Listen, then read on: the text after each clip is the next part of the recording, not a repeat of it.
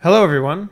Before we get started on this week's episode, just a quick word that YouTube, in all its infinite wisdom, has decided that some of the Die Party games are now not suitable for advertising. It doesn't mean a whole lot for the content. I'm not going to censor the videos in any way, but if you'd like to lend your support so that Die Party can continue to grow, please check out the Patreon or subscribe on the Twitch channel. Enjoy the episode.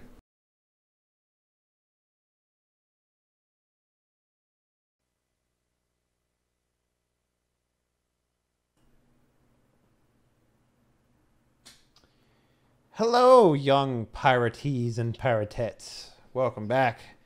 Holy fuck, he shows up the moment I go live. Your What a timing bastard. is just impeccable, my man. He was just waiting. He was just waiting. I swear till to it God. went live. I swear to God. We're like, oh man, okay, he's going to be late. And I asked him, how long are you going to be late, Prowler? And he said, less than 6. I'm like, fucking, that is not an answer. And then he shows up the moment I go live. So, It's been more than 6. It's been 20 minutes.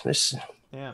Well, I mean, at the time, it was 9 minutes ago. So, I mean, it was more than, more than 6. But You could just So say, you were just wrong on all levels. I had people come up, show up unannounced, or unannounced to me. So I'm that's sorry. when you say, fuck off. I got internet things to do with my friends, Mom. Jesus. With mom. No, it's my brother and his family. So That Had might to as well be- be your mom as far as I'm concerned. yeah. Get out of here, Mom. I'm playing Minecraft. Mom, not right now. Meatloaf, fuck. Hey guys, welcome back to another episode of Die Party Dead Man's Crest, our weekly 7 Seas adventure role-playing experience right here on the Twitch. My name's Dave. You know that already. Fucking, why did I say that? Let's go around and introduce everyone who'll be playing with us today. Up first, we have the internet famous, the internet savvy, AP Gaming Real. What up, sir? How you doing? My name is Arthur, but hopefully if you've been watching, you also already know that. So I have nothing else to add. I like in the that regard. sass on this, man. What have you been up to, man? What's going on? Tell us about your life. You know, running shows, planning more shows, running Yeah. play tests, commissioning art, which appears to be the one thing that I do on a regular basis now. Yeah, what would you say your art commission budget has gone to? Because mine used to be a lot. Used to be a lot. You mean like on a monthly basis? Yeah, let's fucking yeah, monthly basis. I will show you mine if you show me yours. Mine, I used to pay like $75 a pop for like a single person thing. But you know, that's slowed down now, obviously. Since I do this full time. It's a lot harder to come by the monetary possessions for that. But anyway, how much do you spend, Arthur? There's some months I'll spend $150 to $200 That's on pretty art good. for the show. It's not bad. Not bad. It's pretty much exactly what my Patreon was established for. It's kind of a communist way to redistribute wealth to artists. Basically all it's used for. Are you strictly using Aristotle, or are you using other people now? Aristoto's been super duper busy lately. I actually Yeah. haven't been able to get him either on a show or to do artwork for me for about 4 months. I mostly rely on Cottontail, Joker Boney, and Radisaurus. Oh, Rad's still making art? Shit. Rad okay. is still making art. Damn, I haven't talked to that dude since Edge of the Empire. He's been making most of my show logos for every show since that time. Wow. Yeah, he You makes go- lots you of go, arts. He was girl. on a show with me for like 20 weeks, so On a scale from 1 to genocide, exactly how communist? Probably Robin Hood, I would say.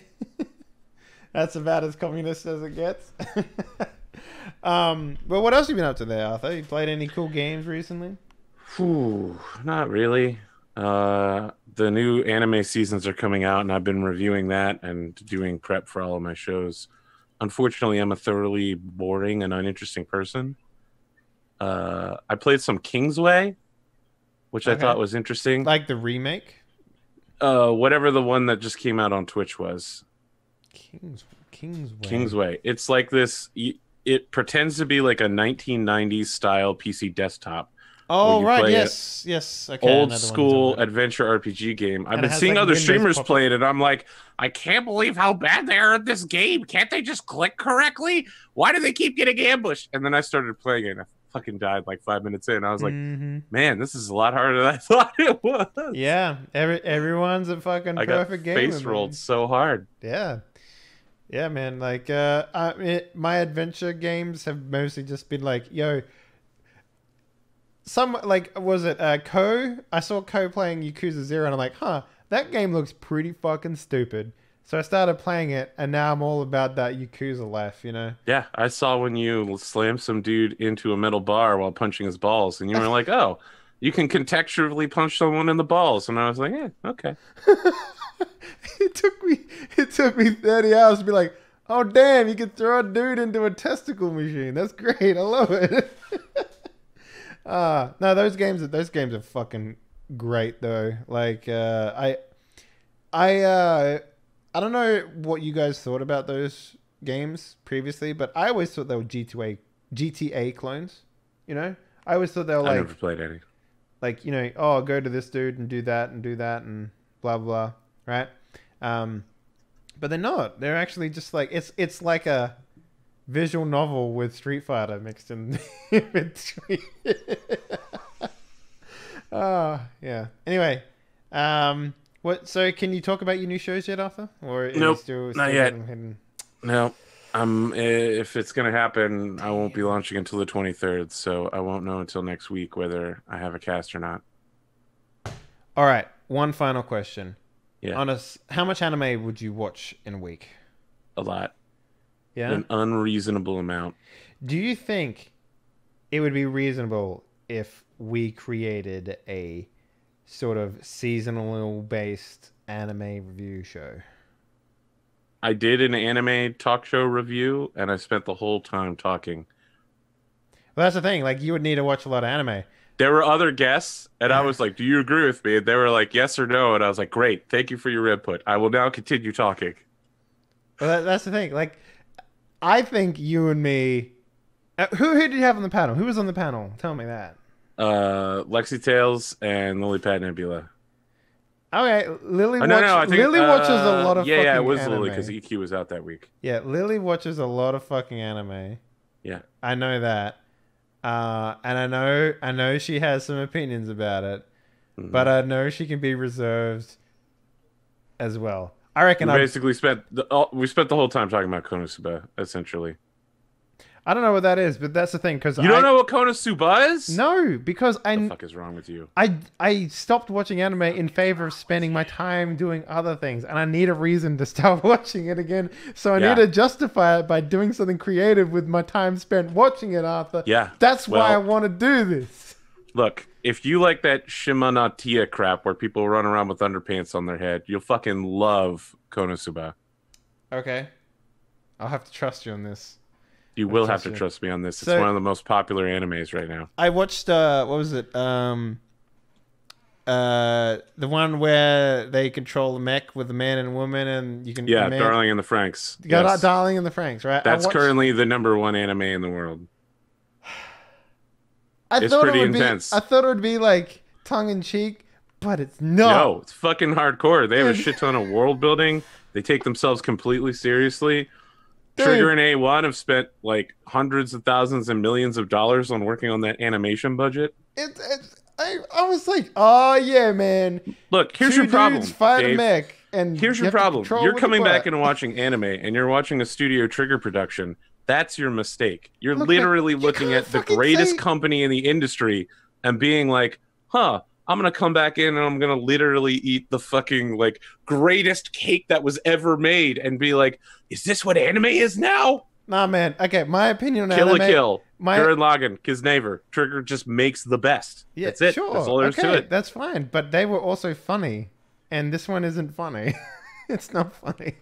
I mean, It's it has depressing. moments of It's- levity, but yeah, it's about a coming of age story, my friend, and also giant mechs. And fucking girl butts.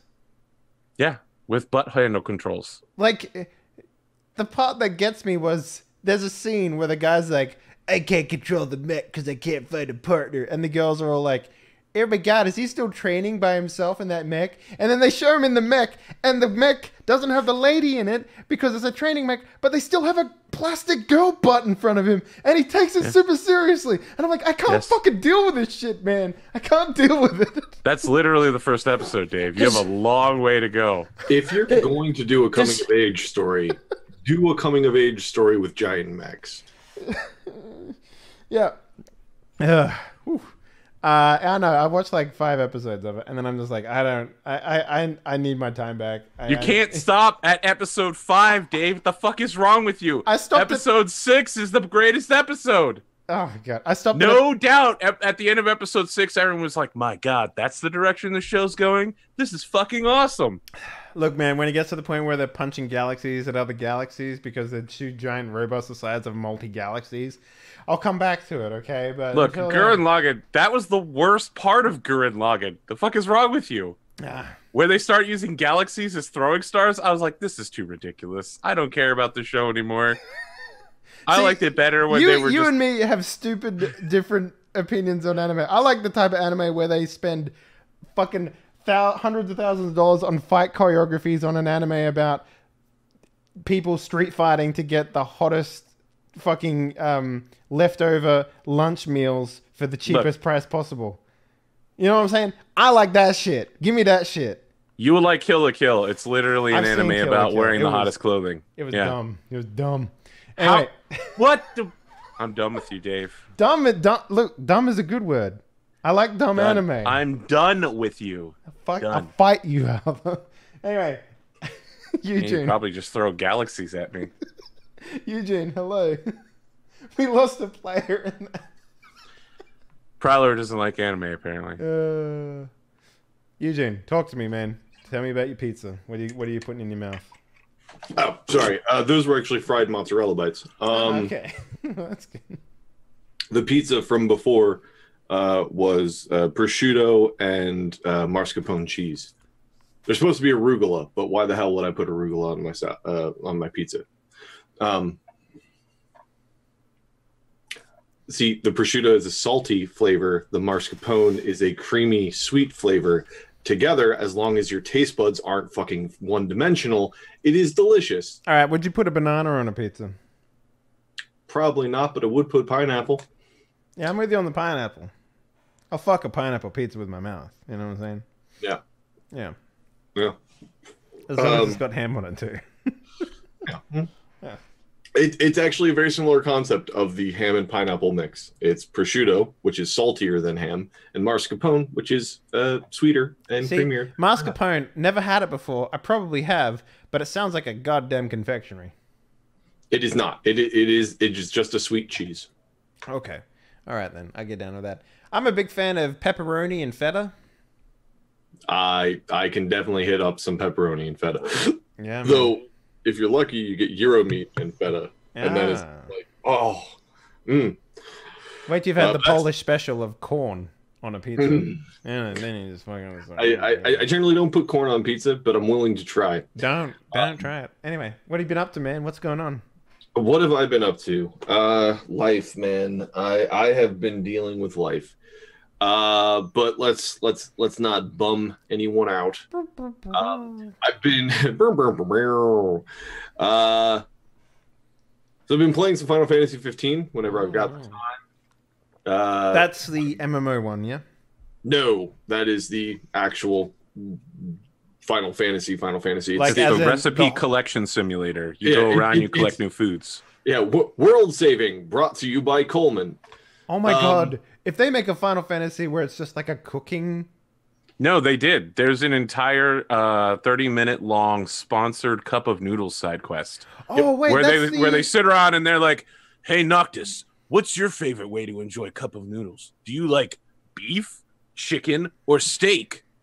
All right, I know the one you're talking about. That's the bros on a road trip one, right? Bros on a road trip with the fishing mini game that I have literally spent, and this is not an exaggeration, I have spent more time fishing than doing anything else in the game. That's the thing. I fucking love me fishing games. Like, I actually have a whole series dedicated to, like, what's the fishing like in this game? And I don't want to play Final Fantasy because, honestly speaking, I can't fucking devote my life to playing that game and then, like, finally getting to the fishing part and being like, okay, that was not worth it to get to the fishing, you know? The fishing you can get to immediately. Like 10 minutes into the game, you can fish. And there are over 300 kinds of fish at various fishing points throughout the whole game. Talk to me about lures and bait. There are a whole bunch of different lures. You have rod strength, reel strength, and line strength. Yeah, okay. All right. Now, I saw the fucking VR version of this, and I'm just like, see, that would make me buy VR.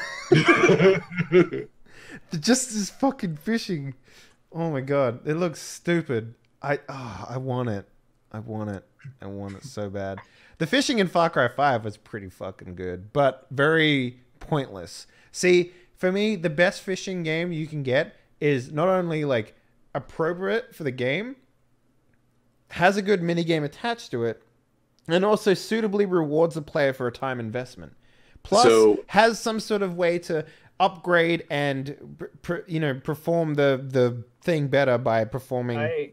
About the Far Cry, I wish they had it like you could fish a certain place and unlock like a fishing lodge around that area that comes with like lures and its own other benefits. I don't know why they didn't do anything like that. It seems like there's that one fishing mission or two, and that's it. Yeah, there was the one where you catch the big white admiral or whatever. That one was cool. I like that. Yeah, and then that was it. That was all the missions that they had for that. I'm just like, what the fuck, man? Like, you show me how to fish and like have the epic quest right at the beginning. You don't like build it up. It seems... Yeah, in 15, there are two kinds of fish. There are food fish and trophy fish. Trophy fish give you items that you can sell for money. Food fish give you food items that you can cook into meals. And if you're a real cheap bastard like me, you invest all of your early AP into making sure that fishing gives you more AP, which are what you use to level. So I grind fishing for like 4 hours and then I have 9,000 AP. Okay, I might need to buy this fucking game then. I don't know.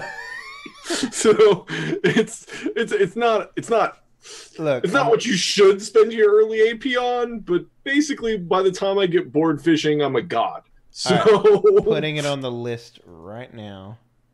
Final Fantasy 15. Final Fantasy 5 is very different, my friend. Very different. No bros on a road trip there. See, here's the I don't know about that. Here's what they need to do at Final Fantasy 16, no right? Fancy road trip. And Sid doesn't have tits in 5. Yeah, Sid looks great in 15. Listen to you motherfuckers. This is what's wrong with you, you godless heathens.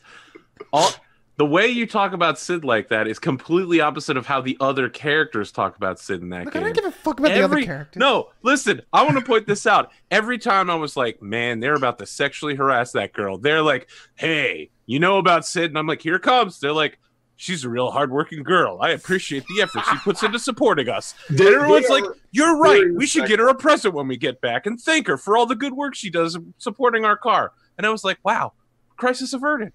They are incredibly respectful of Sid. Hey, look, I've seen some pictures. Okay. There are some physical differences between this Sid and previous Sids. All of the Sids are different. Anywho, here's the next Final Fantasy game. I'm giving this to Square Enix for free. The character is saving the world by competing in a MasterChef tournament where he has to go around the world and find foods by killing humongous beasts and making amazing dishes. And the judges are incoming aliens from outer space that are going to evaporate the human race unless they get treated to an amazing dish, and they have to compete in a space tournament of chefing to get there. So basically, and if it's good enough, all of their space clothes just break off because this is Final Fantasy Food Wars? Exactly, yeah. Final Fantasy Food Wars. Fucking, Yeah, let's do it, man. Sid can come back. Sid could be like a fucking old sous chef, you know? Jesus Christ. Bro. Yeah, I didn't mute my mic. You did not. You went for it. I had my mouse hovered over the mute button and did not mute it. That's what I. Anyway, those are my 2 cents. That's so we know what Prowler's been up to, James. Prowler, what have you been up to, man? What's going on? I just joined another Cult tabletop game. Okay. Yeah. It's 5e. Oh, nice. And I made a gnome druid first time. Like I said, I'm new to the whole tabletop thing, so newish. Like as in like, I think my first couple games have been on your games that I've started. Sorry. So, sorry. No, so like I'm still enjoying 5e, and I made like some gnome druid, so it'll be something new for me. Not a character I would. Give me play. your gnome voice. I don't have it right now. Oh, I have a deep hello. gnome My voice, name is but- Prylor, and I'm a gnome. Yeah, that's a gnome. Try it. That's scary. That sounded really Australian. No It did. offense. I'm gonna fuck you up, bitch. But yeah, I've been doing that. I played a little bit of Paladins. I haven't been streaming as much as I should be. I'm a terrible person because of that. Yeah, I just wanna tabletop more and more, man. Yeah, It's it's a kinda drug, addictive. dude. That's why I started this show. Yeah. Yeah, that's the reason why I did it. Collected people around me who feel the same way. Yeah. And KO is going to be visiting me next week, so I don't know about me being here or not. It's kind of up in the air. She may be. She's gonna be in the show. Apparently. It's true. Though... That's true. That's a possibility. So hey, I'm just saying, when she's down here, plans may change while she's down here. So Okay. All right. Any smushy shit, I'm going to be literally. No. Yeah. yeah. Yeah. All right. She's going to be sitting right here, and then we're just going to be staring longingly into each other's eyes and walking. I'm going to be sick to my stomach. Prowler, did you get a hair bash? No, I didn't. Oh, okay. It's just a different style today. That's Just no, this hair keeps on. He's got falling. the I didn't get my. I like how hair bash has become into your vocabulary. No, It's no, very yes. good. you Very know English. you know what that was? You got the Patrick Bateman, like, I just murdered a guy's single strand of hair coming down in his face. Yeah. I can't do it. I just got to do it naturally. Yeah, it's just gonna happen naturally. James, my man. I got to go kill another person. What's Yes. going on, dude? Hey, how you doing? I'm all right. A bit under the weather at the moment, but I'm getting there. It's going. It's fucking off. Hey, fucking cold. Piss off. Yeah, fuck colds. What, you been playing anything new? Any new games? Anything like that? Nothing new. Just continuing the stuff that we've been doing. So Numenera was on Monday. How's that going? Yeah. It was so funny. Like it was a really funny episode. Like everyone broke near the end, like just in tears of just laughter. Yeah. So it was really good. And then we've got Warhammer tomorrow, which should be kind of cool as well because I like Warhammer. Mm-hmm. And then back on Sunday we're back to Deadlands, so that Nice. should be cool as well. So it's all going well. Everyone keeps getting up. It's like everyone's pants on fire or something. Nah, it's probably just poop stuff. Don't worry about it. Anywho, But other than that, I haven't really streamed much else because I've been trying to get through this poxy cold. the best answer for that is to turn off your camera and just play a mindless game of poker for 25 hours. Who does that? Me. Oh, okay. Anyway, guys. 7 Seas. So last time we played, we basically did a little boating, and due to how it worked last time, I completely, like, I don't know why I didn't think of this before, but I thought the way that we did boating was pretty garbage, and I think a lot of the players felt the same way too. So I've gone ahead and sort of made it more in style with 7th Seas. So in 7th Seas 2nd edition, they have this thing called risks, which is to say a player makes a single roll against a single type of risk, and I add some bad things that they need to pay off with their raises and good things that they can buy with their raises. and as long as they have one raise left over to actually do the thing that they need to do, they get it completed. So the way that sailing is going to work in the future is they say, I would like to go north, Dave. And I'm like, okay, cool. So we'll keep going north until you find something. And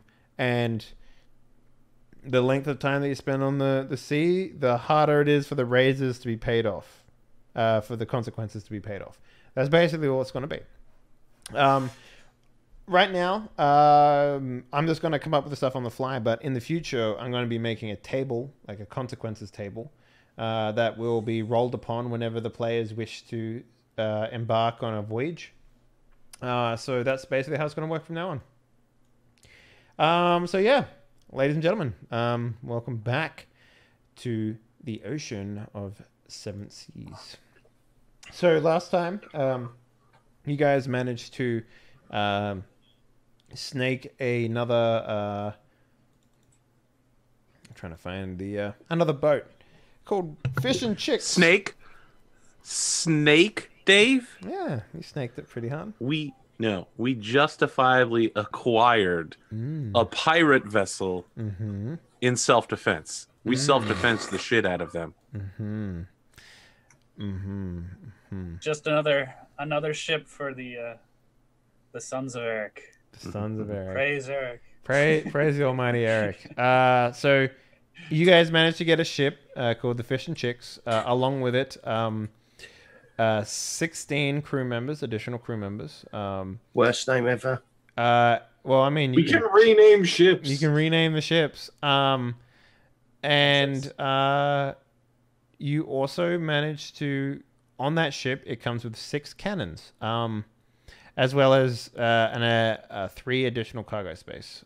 So the ship is made to hold more people than the other ships, but it's basically still a schooner/brig, so it's a little bigger.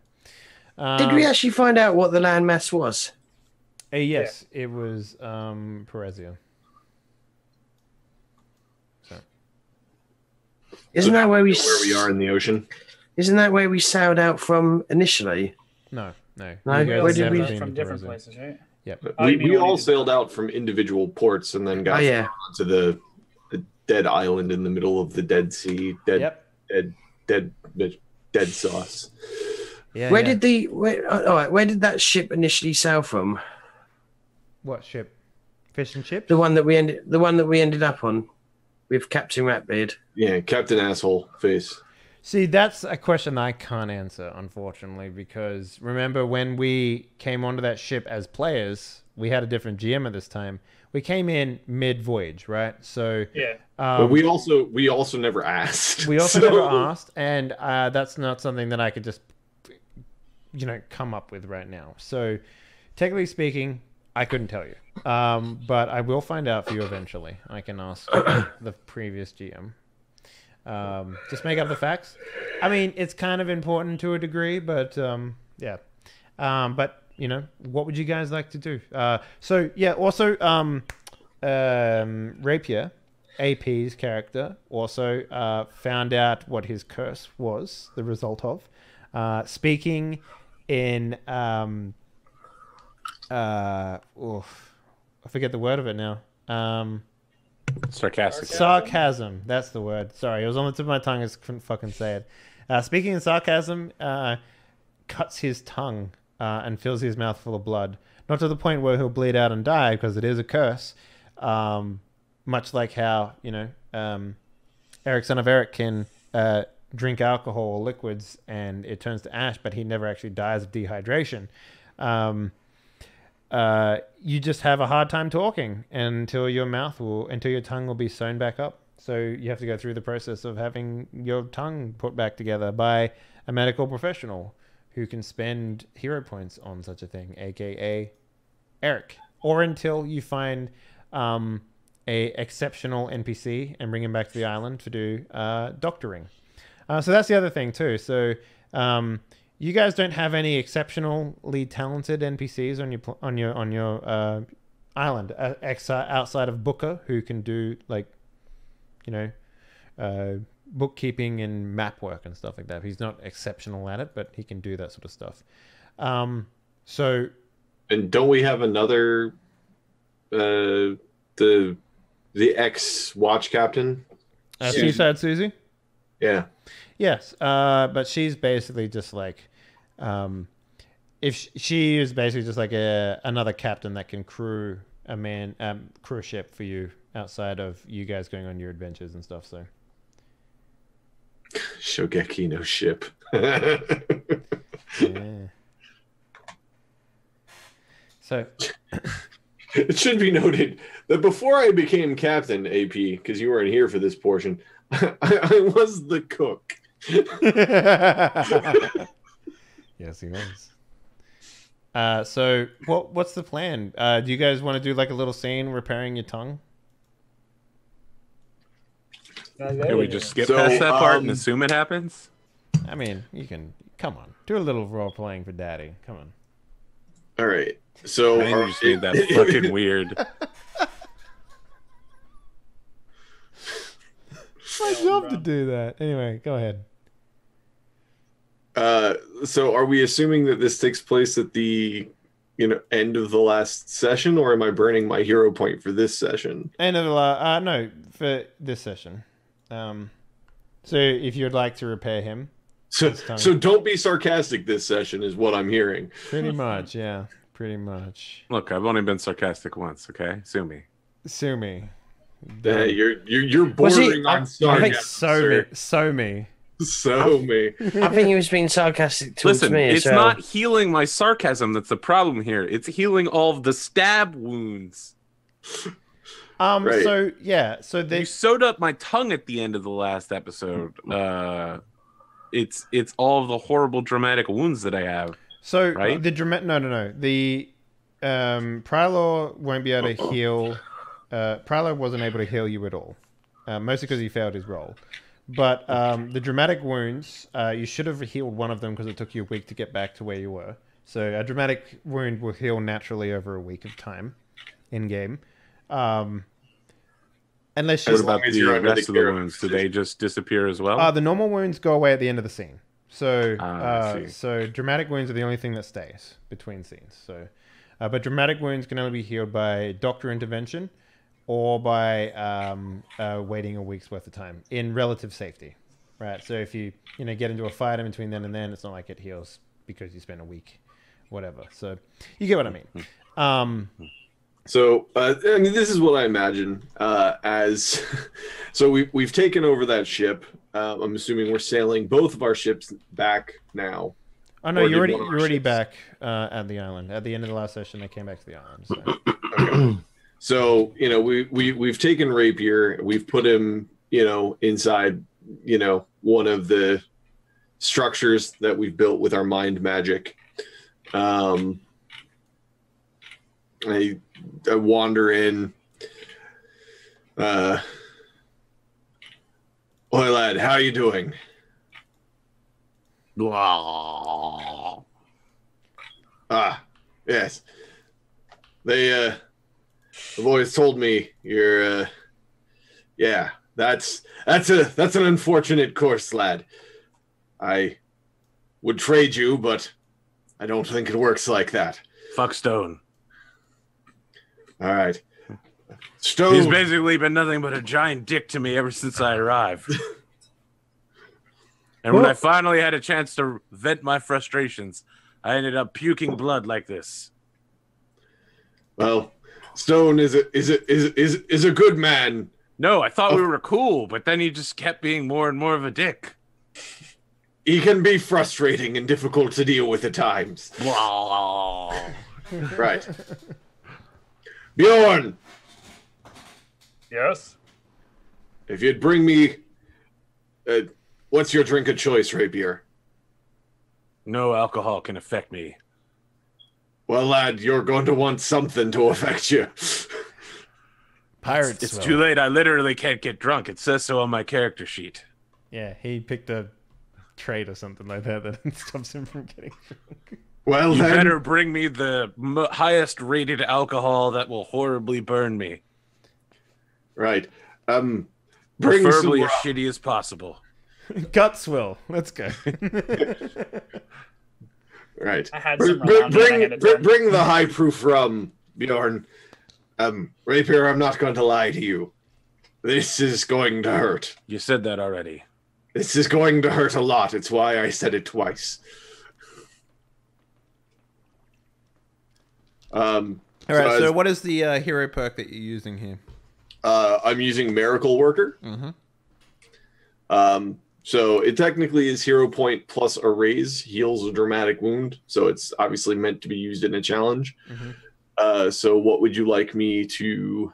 I'm not sure. Well, since it's not healing a dramatic wound per se, it's healing a cinematic wound, right? Mhm. Which is your curse wound. We'll just say a hero point and be done with it. Okay. Then my character sheet still isn't showing hero points, but let's just say... Really? there Oh goes my hero god. point. That's so annoying. I don't know why. It is awkward, but it's easy to keep track of. Now I have none. Let me try something. I might reset the API on this thing and see if that like fixes it.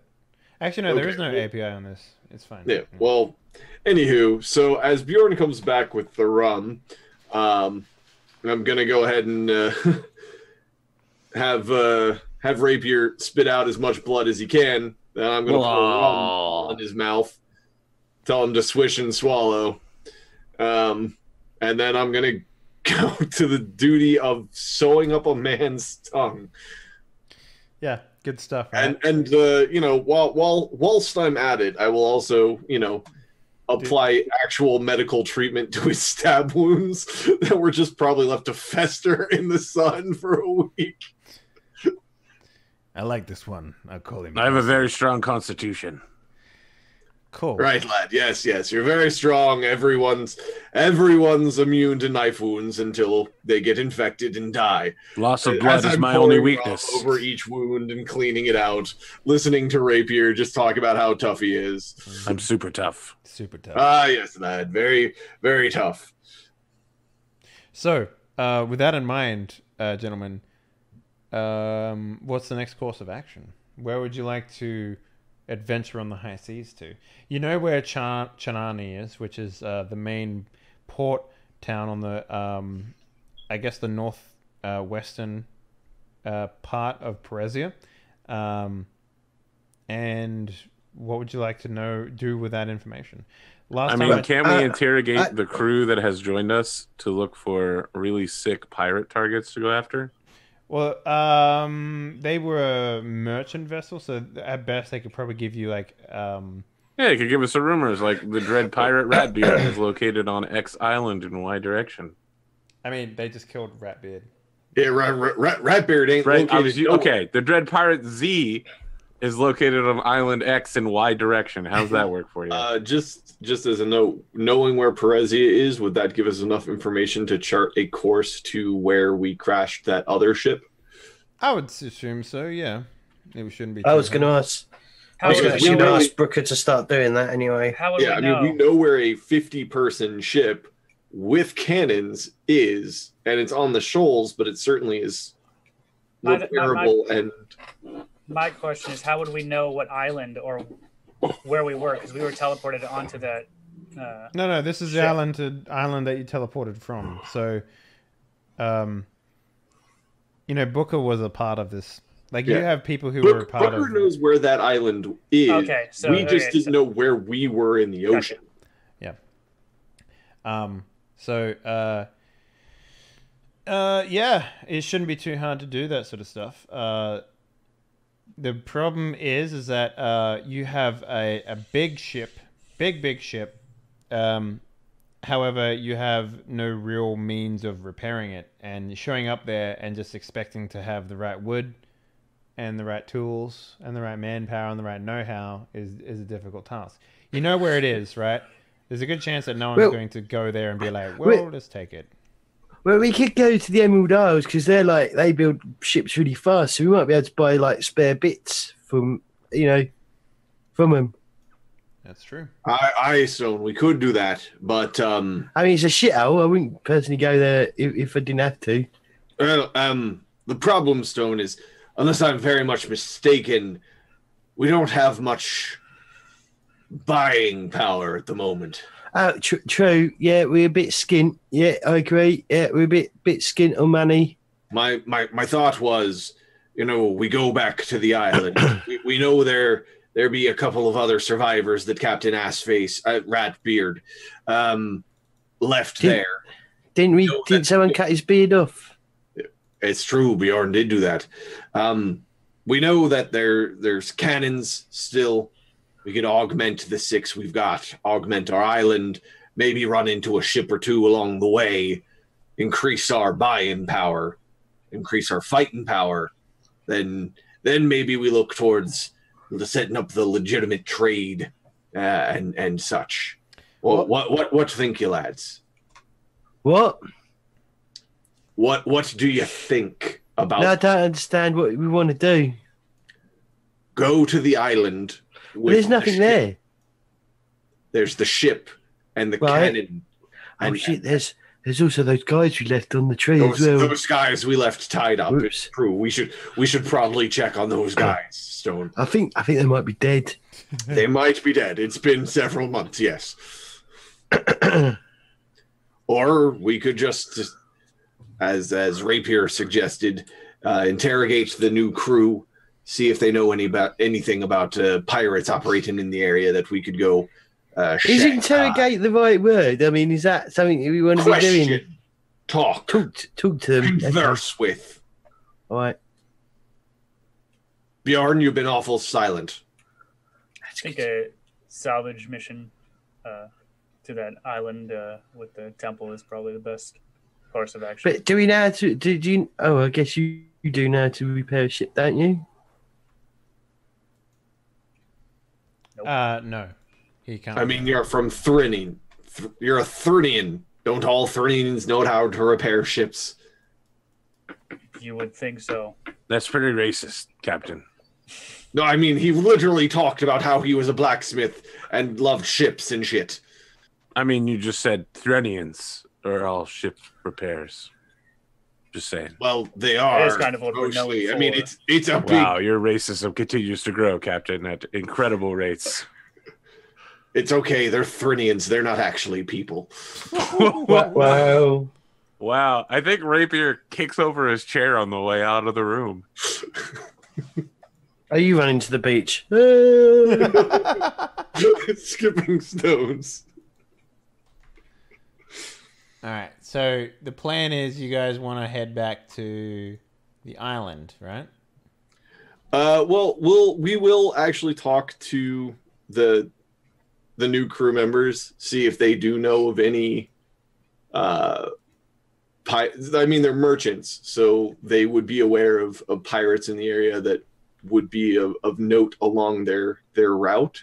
Mm-hmm. So if there are any pirates of note along the route that seem like we could maybe go, Shanghai, we'll go Shanghai on that ass.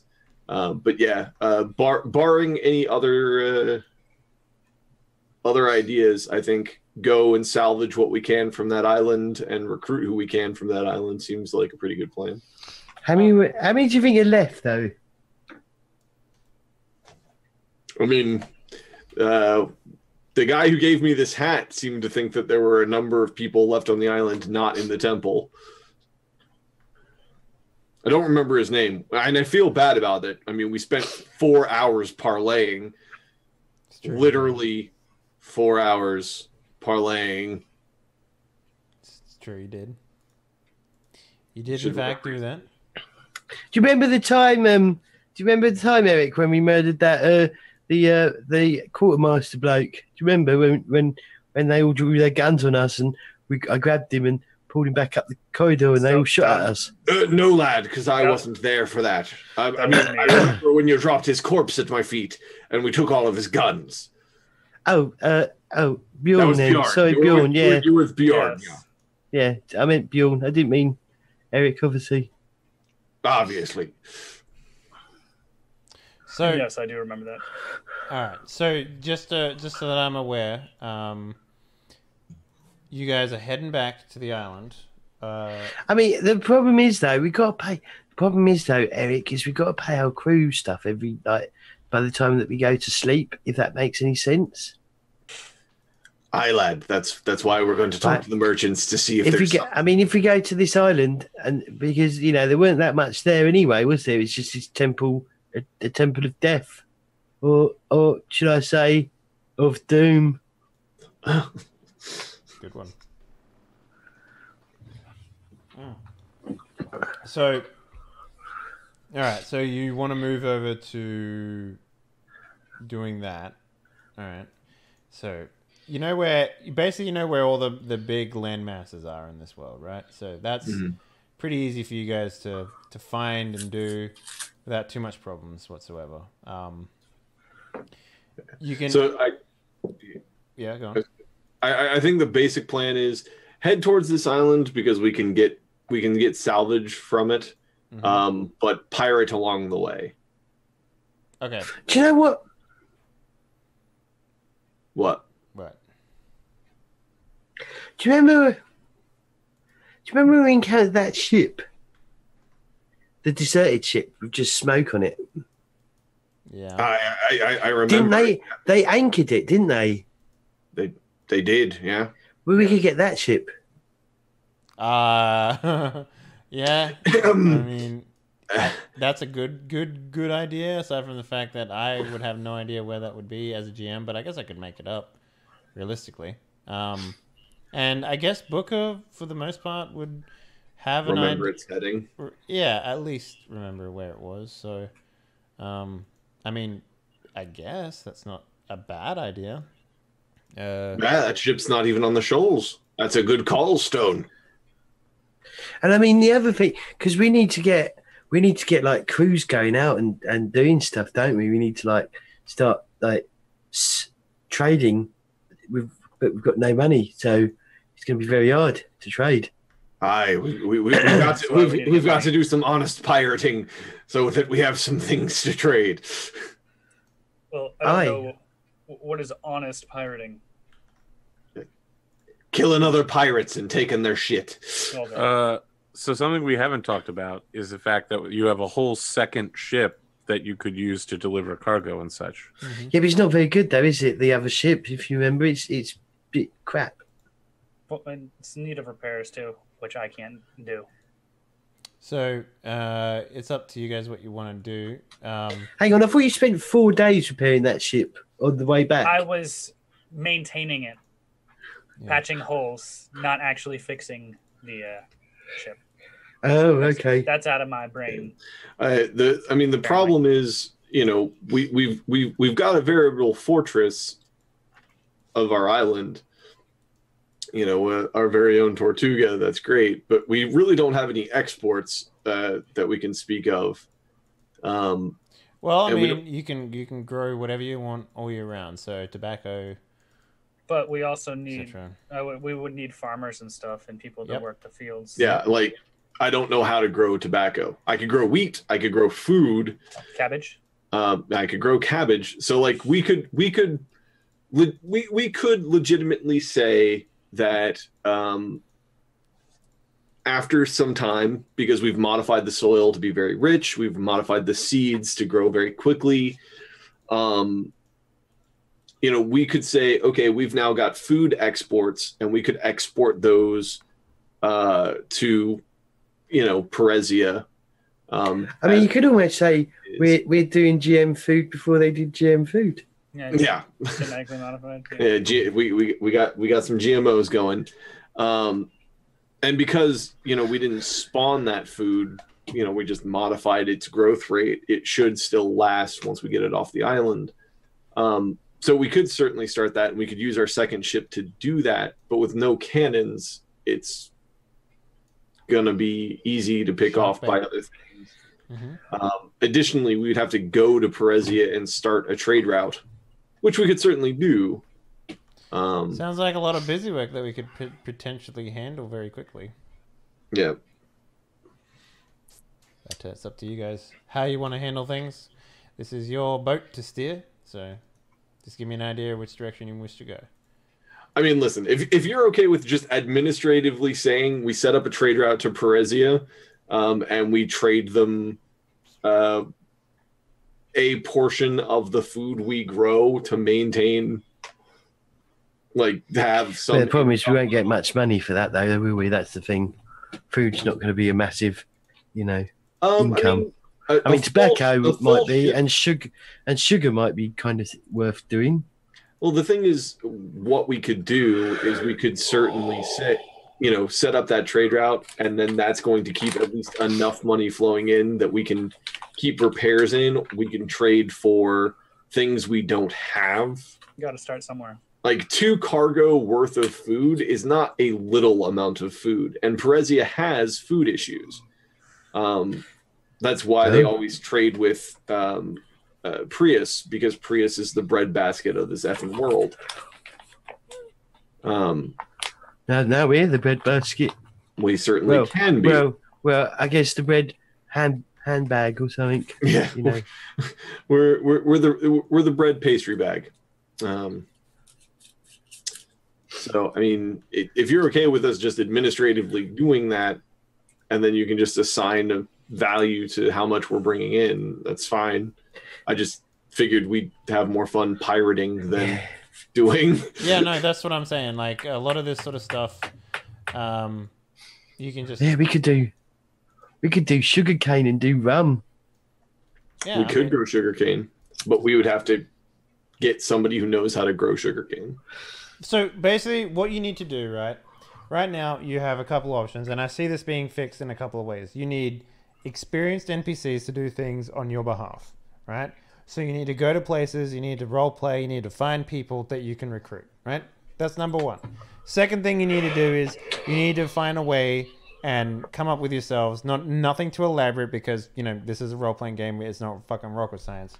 A way that you can make sure that a system of money is maintained, right? And after you've done that, you can start doing your high-tier pirating adventures that you want to do. So, okay, so how about we start? We start with this: the basic food elements that we're growing that we use to go out on our adventures. Whatever we have as spare, we set up a trade route to Perezia. Whatever amount of money you want to give us for that is fine.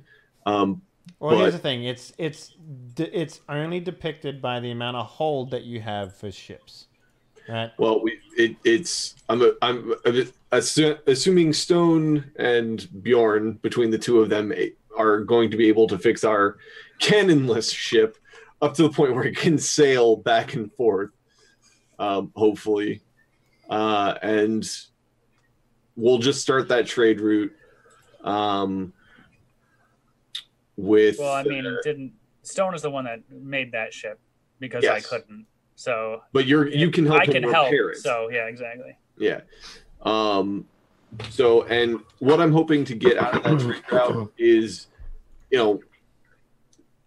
money is fine, but what I'm hoping for is supplies to actually build out this island with stuff that we don't have. So, tobacco plants, sugarcane, other luxury items that we may not know enough about to be able to create with our mind powers. Mind bullets. Yep. Mind bullets. I mean, we could do slaves, because slaves are cool. No, Stone. He's making a joke. Yeah. Because I saw it in chat. Yeah. So, all right then. Well, it sounds like you boys have a plan. Yeah. But yeah, if you're okay with us going to find the ship that was anchored and just smoky, a ship was in perfect working order. That should be in the direction, I would imagine, of the island as well. Yeah. So the problem with that though is that we might not have enough crew to crew both ships, all 3 ships. Do you know what I mean? Well, it's true. Well, we picked up 16 off of this ship that we just got. I think Wreckage said before it would have taken 11 people to crew that other ship, which is why we didn't take it and just leave Captain Ratbeard's ship right away. So, if only we did, though, eh? If only we did. Yeah. But I think we would be able to bring enough with us on this schooner to go get that ship, escort it back, do a bit of pirating on our journey there and back. And then once it's back, we can use that to transport, since it's probably better than the one we built ourselves. Mm-hmm. And then we can go and do whatever other pirating adventures we want to go do piratey things. So I have one final question. Prylor, Thrinian, you drew that on the map previously when we made the thing, right? Did you draw the island of Thrin? No, I think Wreckage did. Wreckage did. He did all of them, did he not? Okay, so yours was the small little one because it doesn't have a name on it. So. Mine are like, where those fingers are coming out the top. Like we're all one landmass. Yeah, the Thrinian is the top portion of Prius. Yeah. Or Thrin is the top portion of Prius. Oh, it is? Okay, shit, Yes. I didn't realize that. All right. They are beyond the frozen mountain tundra range along the and coast. rocky, not too great for farming. That's why we raid or used to raid. And that's why, as a member of Prius, I'm not a huge fan of Thrinians, because they tend to come down and raid my shit. I was not aware of that. Okay, then that's great. So thanks for that. I thought it was a different island, but yep. I am learning. So, all right then. We have a plan. We use ships yeah? because it's simpler than traversing some of the terrain there. Everyone on board for the plan? Yes. Arthur? He was nodding. So. I'm just a contractor. I'm just a contractor. I'm just here to contract. My tongue is sore. Contract killing. That's what I do. All right, then. Cool. Well, I am thoroughly impressed, boys. So, where do you want to head first? Do you want to get notable NPCs, or do you want to go find this ship that's adjacent in the ocean? Ship is what I thought. Yeah, let's get the ship, then get the NPCs. Got it. Okay. Well, all right then. So, speaking with Booker, he has a rough idea of where it is. Rough idea. So, it took you about a week to get to Perezio. From where you are now, is roughly going to take you maybe 3 weeks to get to that previous location. Oh my god. Yeah, it's a big ocean. You guys can't see it, but it's a big fucking ocean. But instead of doing the micromanaging roles that we had before, what we're going to do is we're going to have one sailing role to cover the entire trip, right? Because I don't want to spend the entire time navigating and going. I know who's making that role. So, but having said that, you got to tell me what exactly it is that you're bringing, right? If you're bringing the big ship, right, that you can have enough crew to crew the other ship, you're going to have problems coming back, right? So, and on top of that, the voyage might take the entire game session, depending on what you find out in the middle of the ocean, because lo and behold, the ocean isn't empty. So, with that in mind, let's hear how you guys prepare for this voyage. When we're told that it's going to take 3 weeks to get there, we can assume 3 weeks to get back. That's 6 weeks. I can count up to that. So that's 6 weeks. So at this point, that's more than 6 days. Aye, lad.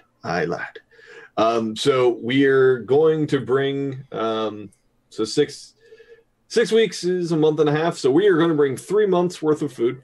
That's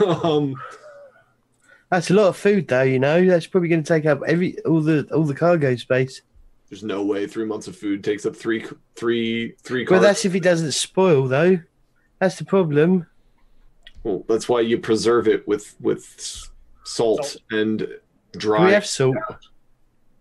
I mean, yes. you're ocean adjacent. You have salt. We are next to the ocean. Salt is not a That's water, water, though.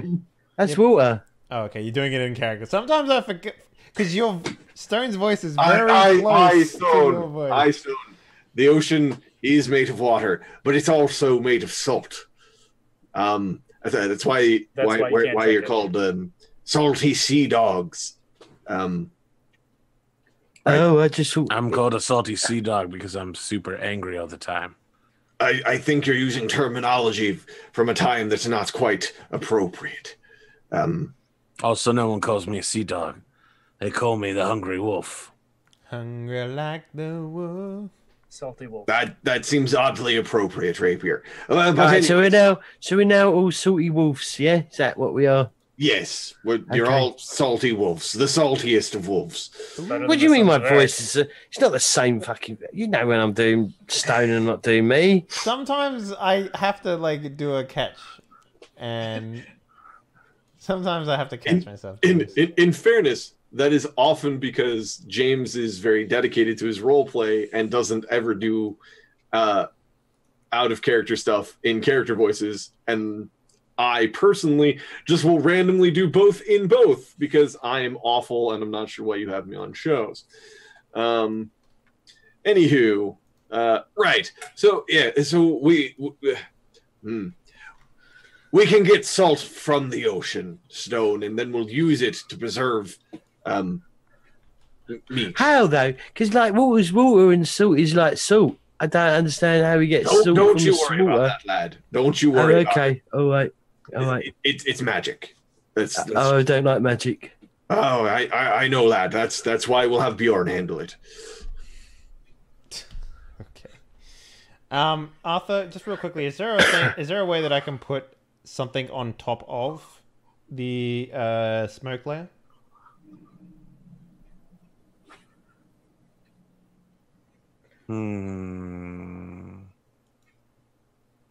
You mean it's been a really long time since I've done it. Yeah. You can always just expose that area, the area where it is.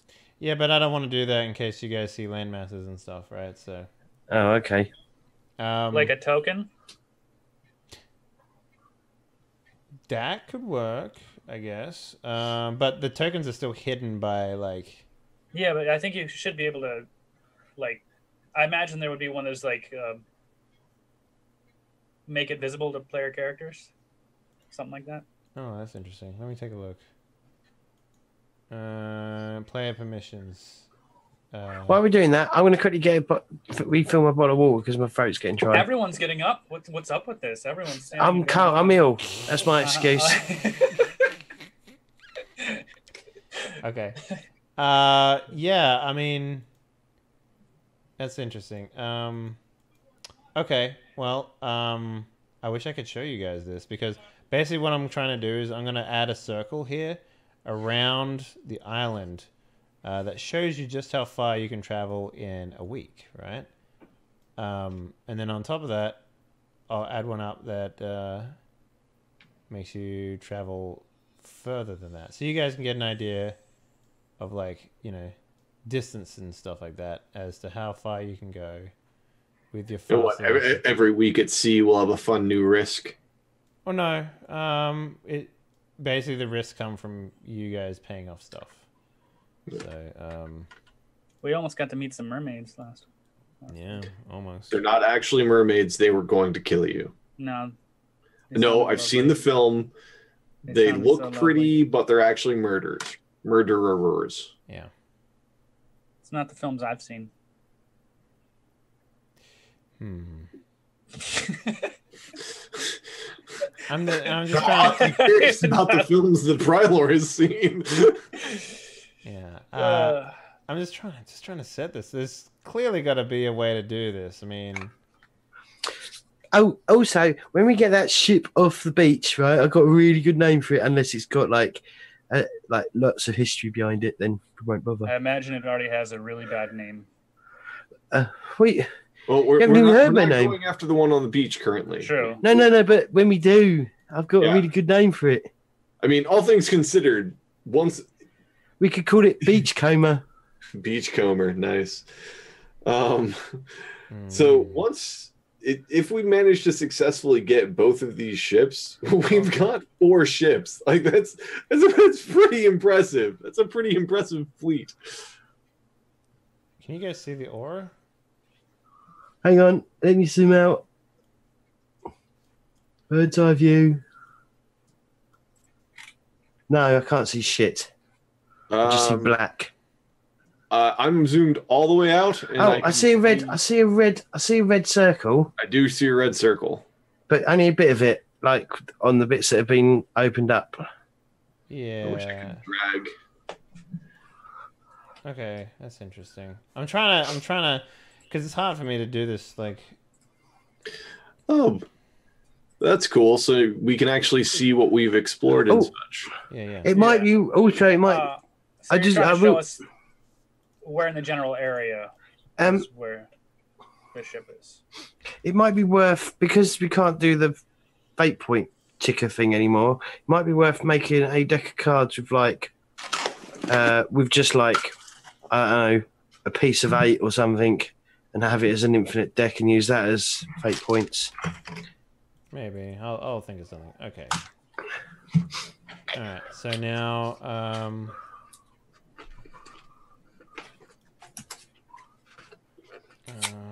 can you guys see the aura now?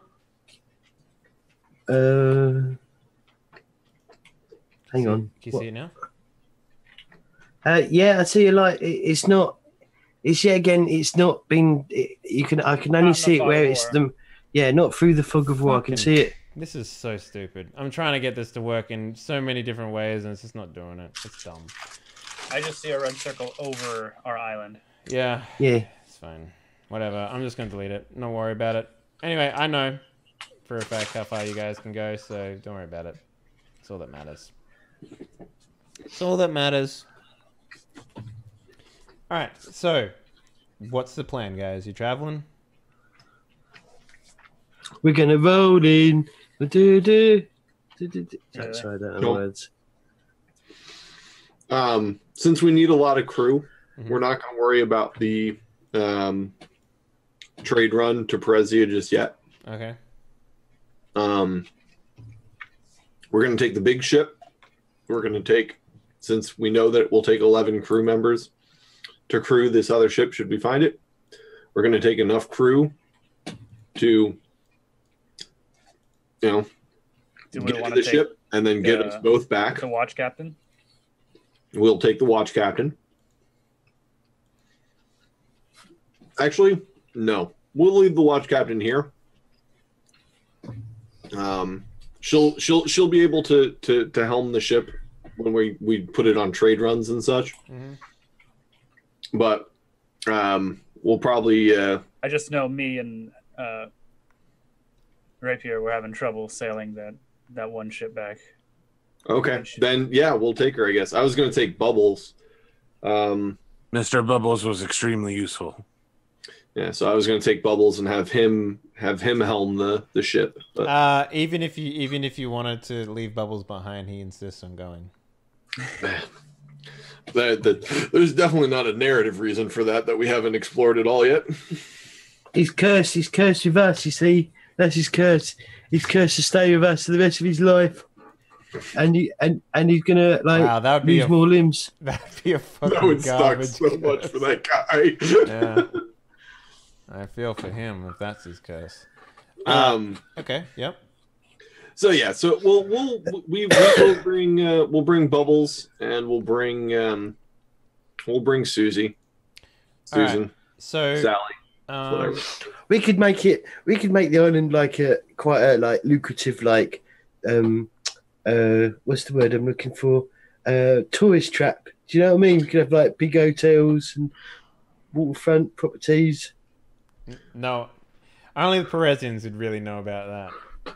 I mean, he's not actually wrong with the ability to create anything you wanted. You could make some pretty cool luxury shit. Trap where we catch people and then we force them. And the other thing is, if they steal something from the hotel, it will just disappear when they go. Yeah, fuck you. Look, honey, I got 4 towels and 12 of those little soaps. And the soap. Yeah. Yeah, I'm sure that'll last real long the moment people try and steal from you and they realize that they can't. So, all right. So, open up the Harmony. Hey, but it's TV real bar. for when they're there. So I mean, it's pretty good. All right. So I shift clicked you guys over to the rough estimated location of where it is.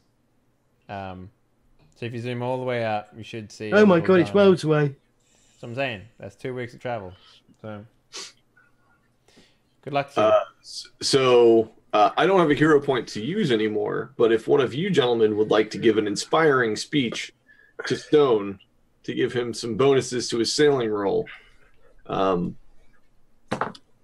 would be my advice. So what is just so everyone is reminded of their character traits? What is everyone's like virtue that you can use whenever you want? I can give people hero points by commanding them with my Emperor card. I'm passionate. Activate your virtue when another hero takes wounds. To prevent her from suffering those wounds, you take one dramatic wound instead. And you wonder why I get confused with your normal voice and Samuel's voice, because you use Samuel's voice to read out stuff. Oh, all right then. You know what I'm saying? Yeah, all right, whatever. Look, I'm just trying to stay. I'm trying to stay in character. That's all. I get that. But goddamn, man. Activate your virtue. You're breaking my immersion here. The first action before anyone in a round, so mine's like combat. Okay. Yep. My virtue is friendly. I can activate my virtue whenever you meet a character, even a villain, for the first time. She or he treats you as friendly. Oh, we could have done with you then on that fucking boat. I don't know. You got a free boat out of it, so it's not that bad. I mean, and we probably would have gotten a free boat either way. But historically speaking, Eric has been the one that's been like, hey guys, let's just try to talk to him. And you guys are like, hey, let's punch their faces off so that I can play soccer with their skulls. So, you guys... we've never played soccer with anyone's skull. All right, hold up. Let's get this show on the road before... Oh, okay. Otherwise, we're going to spend the entire session talking about how we're going to do a thing and not actually do it. So, I'm sorry. You guys are taking fish and chicks. Fish and chips, yeah. Fish and chicks, and you're going to go to the uncharted area north to find a boat that still might not be anchored in the middle of the ocean. Is that what you're saying? Yeah, but if it's not there, then didn't we say we were just going to continue on to the actual island itself? Wasn't that the plan? The actual island for where you guys want to go. I just fucking closed Photoshop. God damn it, guys. Goddamn Photoshop. Yeah, is about if I had to reveal it, I would say it's probably somewhere around here. A second. Yeah. Oh, okay. Wow, that's a weird. Okay. Okay, so that's not that far. It's about another week.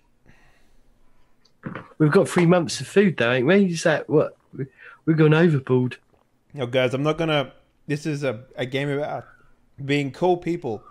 I'm gonna assume that you have the things you need to survive out in the middle of the ocean.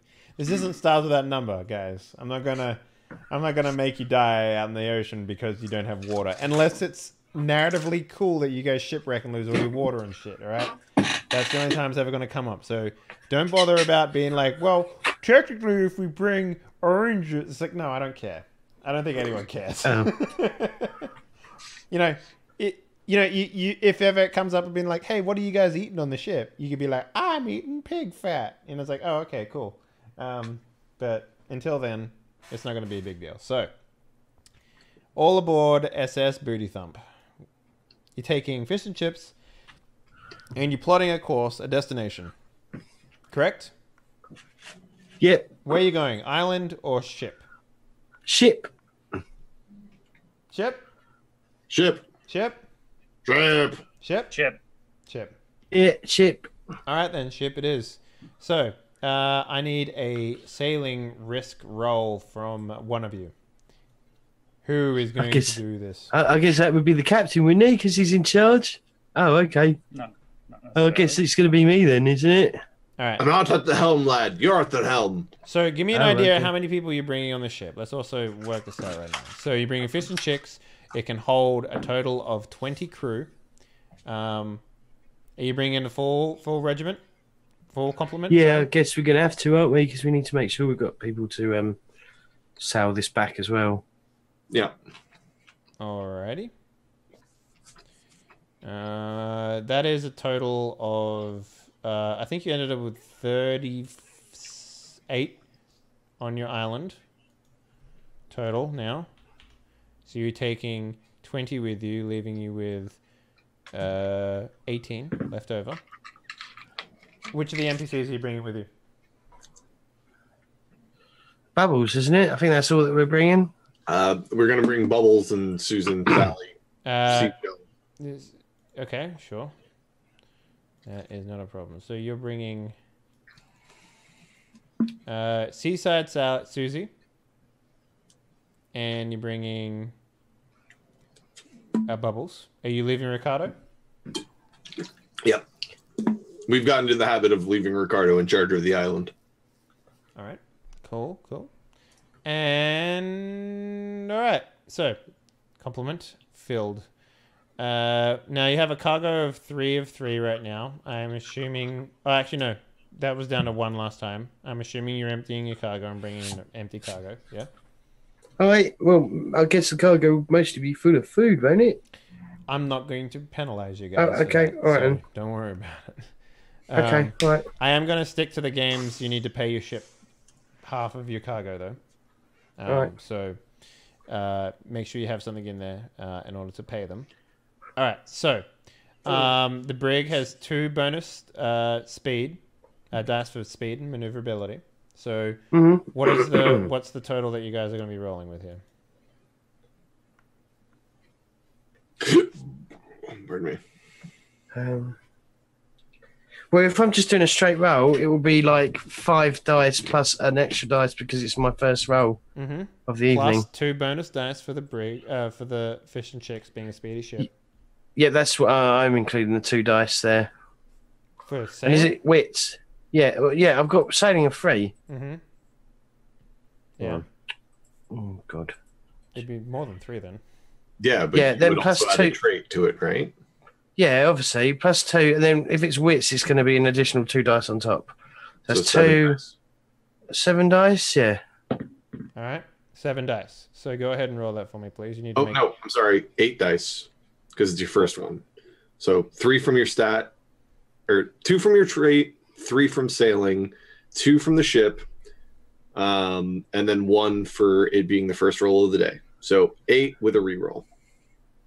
Right. Let's see if this is right.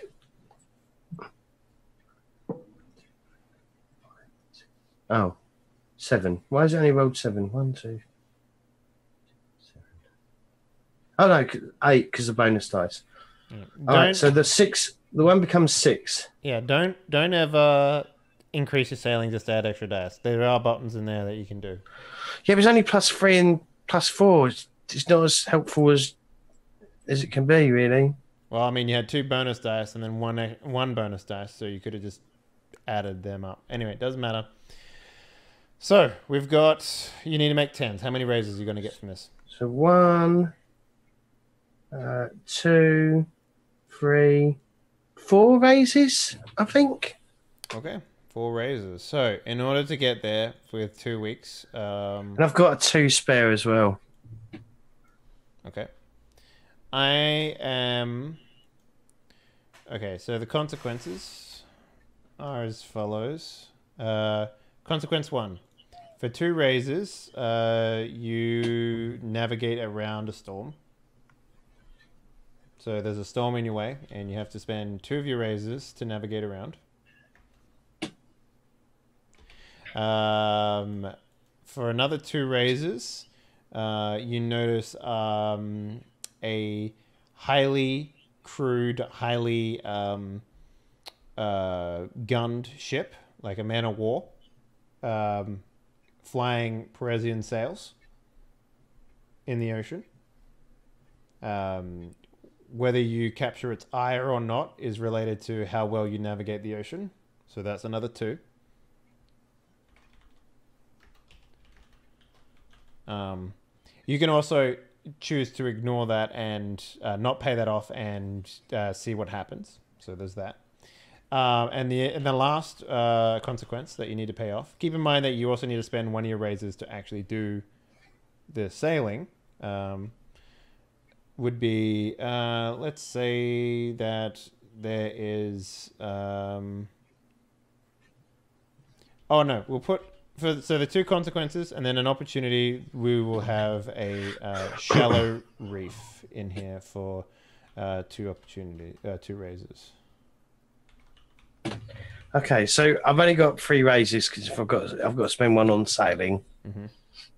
So you can either navigate around the storm, or you can navigate so that the man of war doesn't see you.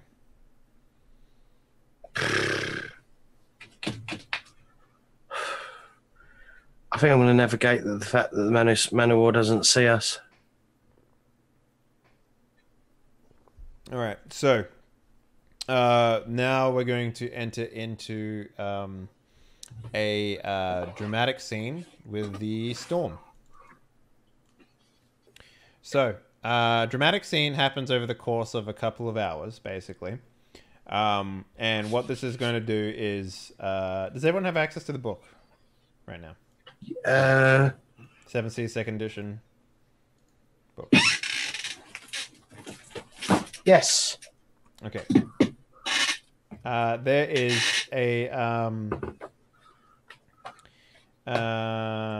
is a page where we can actually do ship battles and stuff like that. So what we're going to do is basically you're going to tell me how you guys help the ship survive through the storm. And at, let's say, since this is going to be a dramatic sequence, it's going to be over the course of a couple of hours.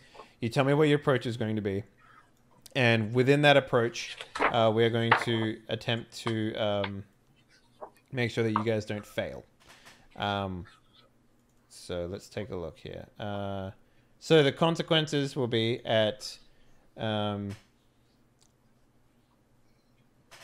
3 raises, when it gets to 3, we are going to have a large wave hit the deck. Oh. Shit.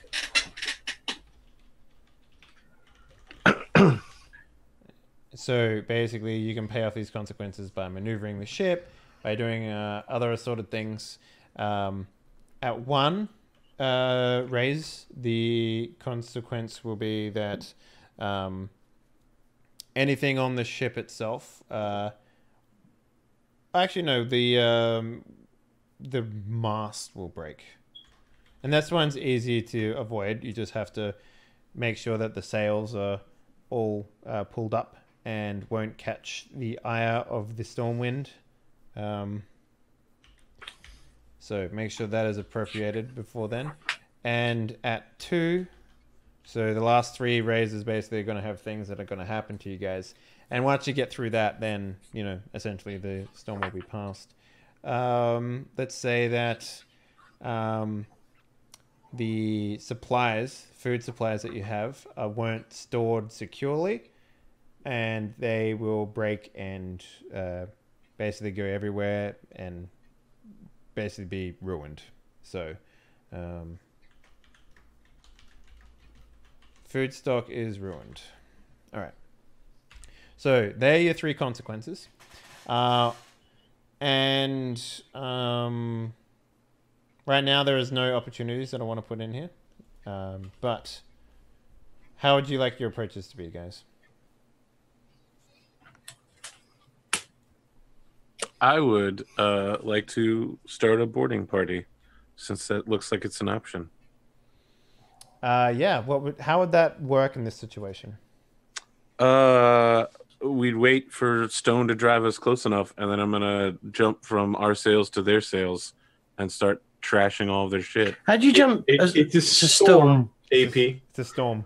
You're going to board a storm. Yes. I'm sorry. I thought we were fighting a ship. No, they avoided the Am I completely out of it? Yeah. So wait, I thought this was a ship battle. I specifically opened the ship battle chapter, and I was like, Huh. No, All but right, there's okay, like boarding party. so basically it'll give you an idea, like you know, there's things that as Man, I got lost in the middle of this discussion, man. You were like, He's open like, the ship "Come battle on, chapter, boys!" and I was And he like, just great. swings into Everyone's the storm. standing on Let's go. board, Still scratching their talking, heads, and I'm going, just like, ship battle, ship battle. I don't know anything about this. I'm gonna read this chapter real quick. okay, yeah, I understand why. Well, the reason why I said to open it is because there's like the how the consequences and stuff break down, right?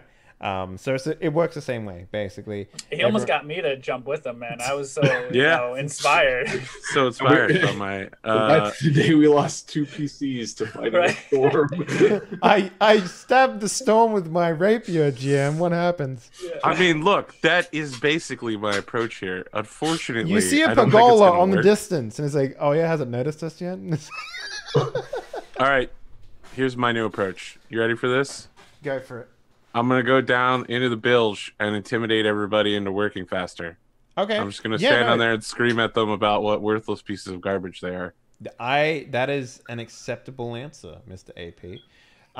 So you are going to use intimidation? Yeah. All right. Okay, so let's go ahead and get that roll from you, please. Great. All right. So you need to make 10s here. Yeah. Intimidate, panache. Yes, that's. Or you could use strength if you wanted to. I would accept strength. Panache should be better for me. So. Okay. I mean, it looks like I got 3. 3? All right. 3 of 3. All right. Prior law, how are you going to handle yours?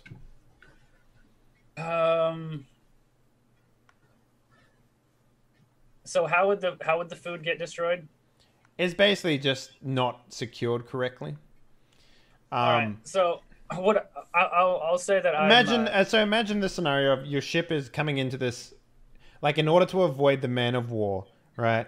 You guys had to sail into a storm essentially, right? So let's get a scene. Basically, there's like a man in the crow's nest of the man of war, and it's like, Captain, I see someone going into the storm below us, about 60 knots out of blah, blah, blah, blah. And he's like, pulls out a little spyglass, looks down there, it's like, slaps it down. He's like, they're crazy. And it's like, hi, Captain, they are. And then you guys, and you see your little brig just like going into the storm here. I just see Rapier preparing to swing into the storm and fuck up their sails. There's some guy yelling at the storm on the deck with his rapier. He out. keeps screaming something about being a hungry wolf. Yeah. So basically, I'm a salty wolf, Storm. You can't stop me. So imagine you guys are basically navigating around huge swells, right? And the bottom of the ship, like, you never thought you'd run into swells this big.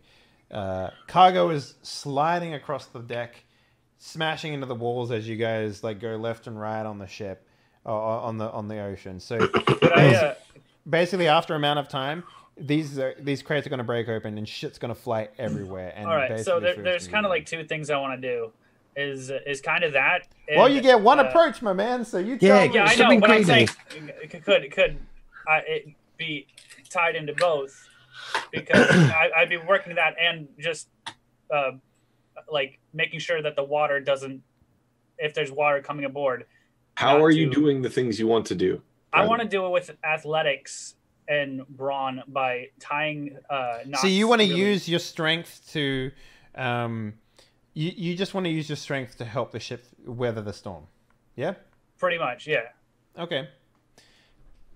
And that being tying down stuff that you don't need to go into that much detail. I just need to know water. your approach. So basically, whenever I say, "Oh, look, try and dodge out of the way of this here crate gonna hit you," you'll be like, "No, I am the wall," and then a crate will, you shall not pass. Just saying, explaining your approach with detail. Flare, extra dice. It's in the rules. Yes, it is.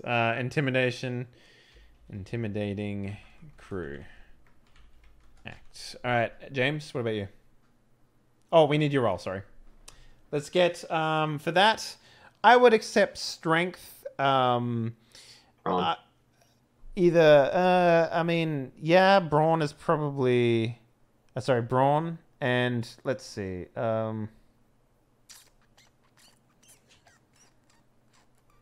Yeah, I guess athletics is probably the most appropriate one here. So So I get an extra die and a reroll. Sure. Right. Yep. And we're looking for 10s. We're looking for 10s. Yeah. There's gonna be tons of 10s. Does he get an extra dice for panache as well for the description? Fuck no, he didn't describe shit to me. I described shit for him.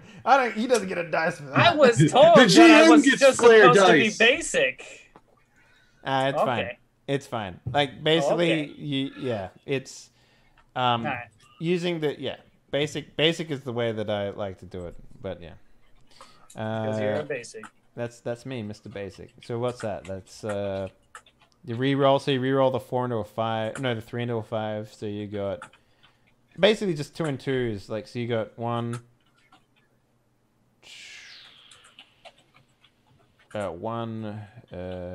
2, 4, 3, 4, maybe 5.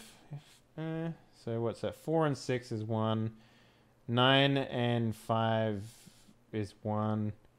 8 and 8 is 1. 7 and 7 is 1. So it's like... Yeah, he's got 4. 4. All right. Yeah.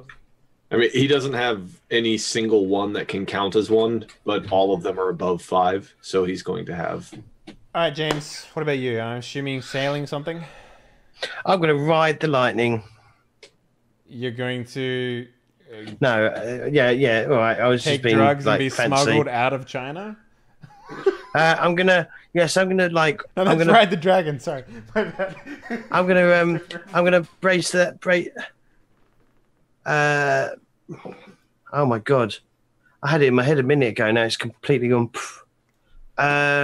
Brace the hatches. No, batten down the hatches. Batten down the hatches and just keep. Just ride the waves and make sure that that we hit the waves at the optimum angle and man the helm.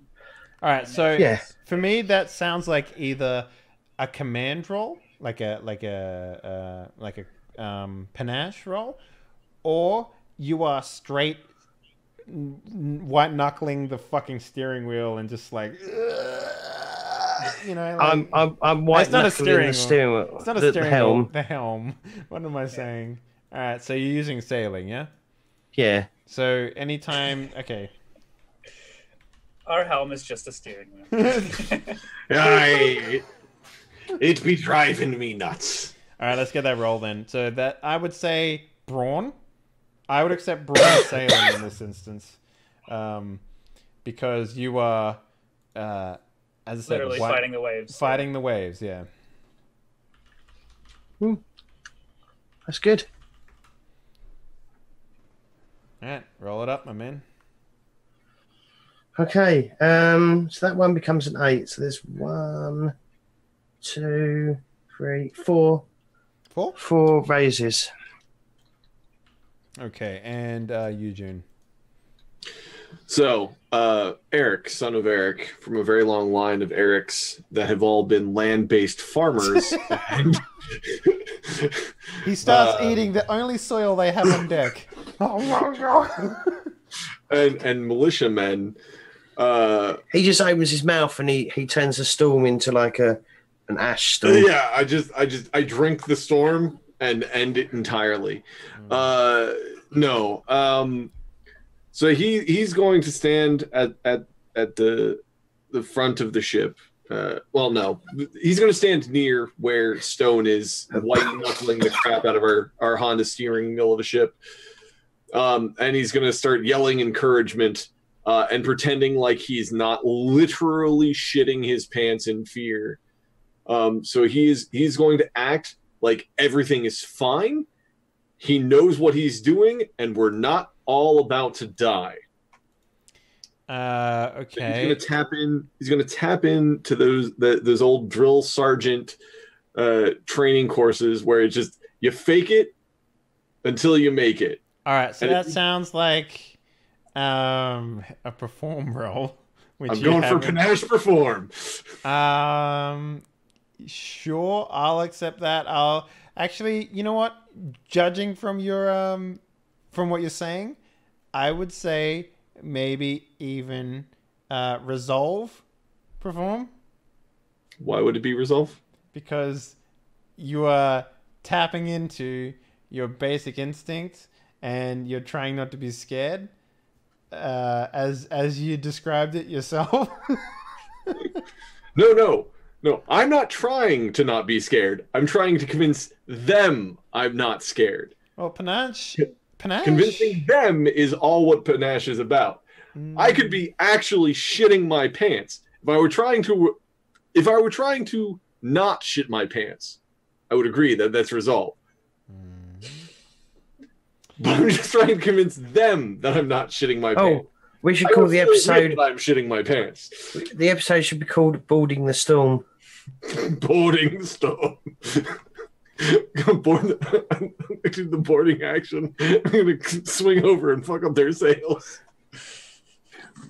Panache, a hero's charm and personal magnetism. Resolve, a hero's willpower and endurance. Okay, I'll tell you what. Mr. My penis is the hammer. Sure, I'll let you roll that. Yay! I don't know where we got my penis is a hammer, but I'll take it. It's Doctor Strange. Doctor Strange? Dr. Horrible. Dr. Horrible, yeah. Dr. Horrible reference, yeah. Oh. Where basically he's like, he makes a song about how, like, it's like, Captain I'm Hammer. good with that. It's Captain Hammer, and, you know, Captain Hammer's here. Yeah, I have it on my phone, seen it. I just didn't get the specific reference as it related to nautical storm battling. And no, it's more related to, I'm a one-trick pony, and this is what I will beat my hammer with. I have one skill set. And I'm going to apply it to every situation humanly possible. That's how I play my role-playing games. Charm is my beat stick. Let's go. That's how I live my life, Emily. That's how I live my life. Mm-hmm. All right, cool. Right. Boop. And they say that being a good leader is about standing up to the barrage of bullets with poo in your pants. Right? Like, that's how that works. Otherwise, you're just a crazy person. Sorry, that was my bonus die. Yep. That I forgot to include. That is a nice bonus dice. It's not too shabby. You used panache as well, didn't you? And don't I did. So that one of those twos is also a 10. Now, the way that we described it was last time was we always made the last dice on the check, like on the actual like things, to be the right. one. So we're gonna keep doing that for going forward. It's always going to be the last dice. If we have to ever set aside a dice to be a 10 for whatever reason, it's always going to be the last dice. Doesn't matter what the result is. Okay, so 6 is a 10. That 6 is a 10, yes. Okay. All right. So one of these twos is a 6. So 9 and 2 is 10. 10 and 10. So 3. Then 8 and 2, 4. And then 5 and 6, 5. No, the 6 is a 10. So No. Reroll 6. Oh, right. Okay. Yep. Okay. So you got 5? So it's 5 with the 2 left over. Okay, then. All right. So the cards go like this. So since Eugene, you said you're charisma raising, performing your way through this.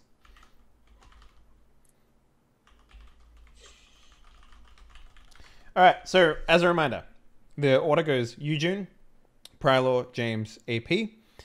Consequences start at 3, so at the start of AP's round, a large wave will hit the deck, basically. And whatever's on the deck will be up for grabs for the ocean. So, what do you guys want to do? All right. So, with my first Roz, because I think I'm going first. Yeah. I'm going to tell. All right, men. This isn't your first storm. You know what to do. Batten the hatches, furl the sails, secure the things. Yes, lads. Go to it. We're not going to die this day. All right. Well, the brutes will always act last, so keep that in mind. Yes, but I'm going to use that raise to pay off the consequence of furling the sails. Because that was one of the things where we had to get the sails up or we die. Yes. Oh, the mast. Okay, so I'll tell you what I'll do. Much like how I did the cannons, I will move that down a notch, which makes it a 0, which means that it happens after the brutes, which means the brutes can take care of the mast for you guys before it goes tits up. So, all right, I'll remove that. Consequence is fine. However, I'm going to say that it takes probably half the brutes in order to do that. So you guys have 20 on board, and I would say at least 10, roughly 10 of them would have to spend removing the large main sails from this place, which is, climbing up, basically securing the bottom of it and cutting it loose from the top, because they won't be able to pull it up with normal ropes. So that's basically what that looks like. And basically that's going to take all the way until the end of the round to do that, essentially. So you have 10 brutes left. Prylar or James, or you, June. I'm going to. How much is it to pay off the securing the food? Well, you basically just need to maybe bring some brutes with you to do it. But basically, by the time it gets to 2, if you haven't paid it off, by the way that this is going, did you guys just leave? That was weird. Well, yeah, everyone just popped out for a second. The way that it's working is, I'm gonna say every time you spend a point on it, it goes down 1. So it's probably gonna take 2 to reduce it, right? So let's go ahead and do that. All right. So yeah, I'll run down there and probably, I imagine there's some sleeping crew. Wake those guys up, a few of them, to help secure the goods. Mm-hmm. Okay. And that's what I'll do till I know what everyone else is doing. Okay. So are you spending 2 to? That's going to cost you 2 to reduce it by 1. Because it's outside of your approach. Your approach was to use strength to weather the storm. Yeah. And okay. Waking up the crew is all right. So, but I approach. thought you said that I would need to wake up the crew, or need to have some crew with me. Sure, but it's outside your approach that you wanted to do. Can I pick them out of their beds by the back of their necks and carry them? No.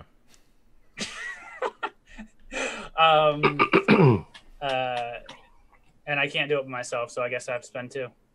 Yep. You could just spend all 4 of your raises and then the consequences paid off.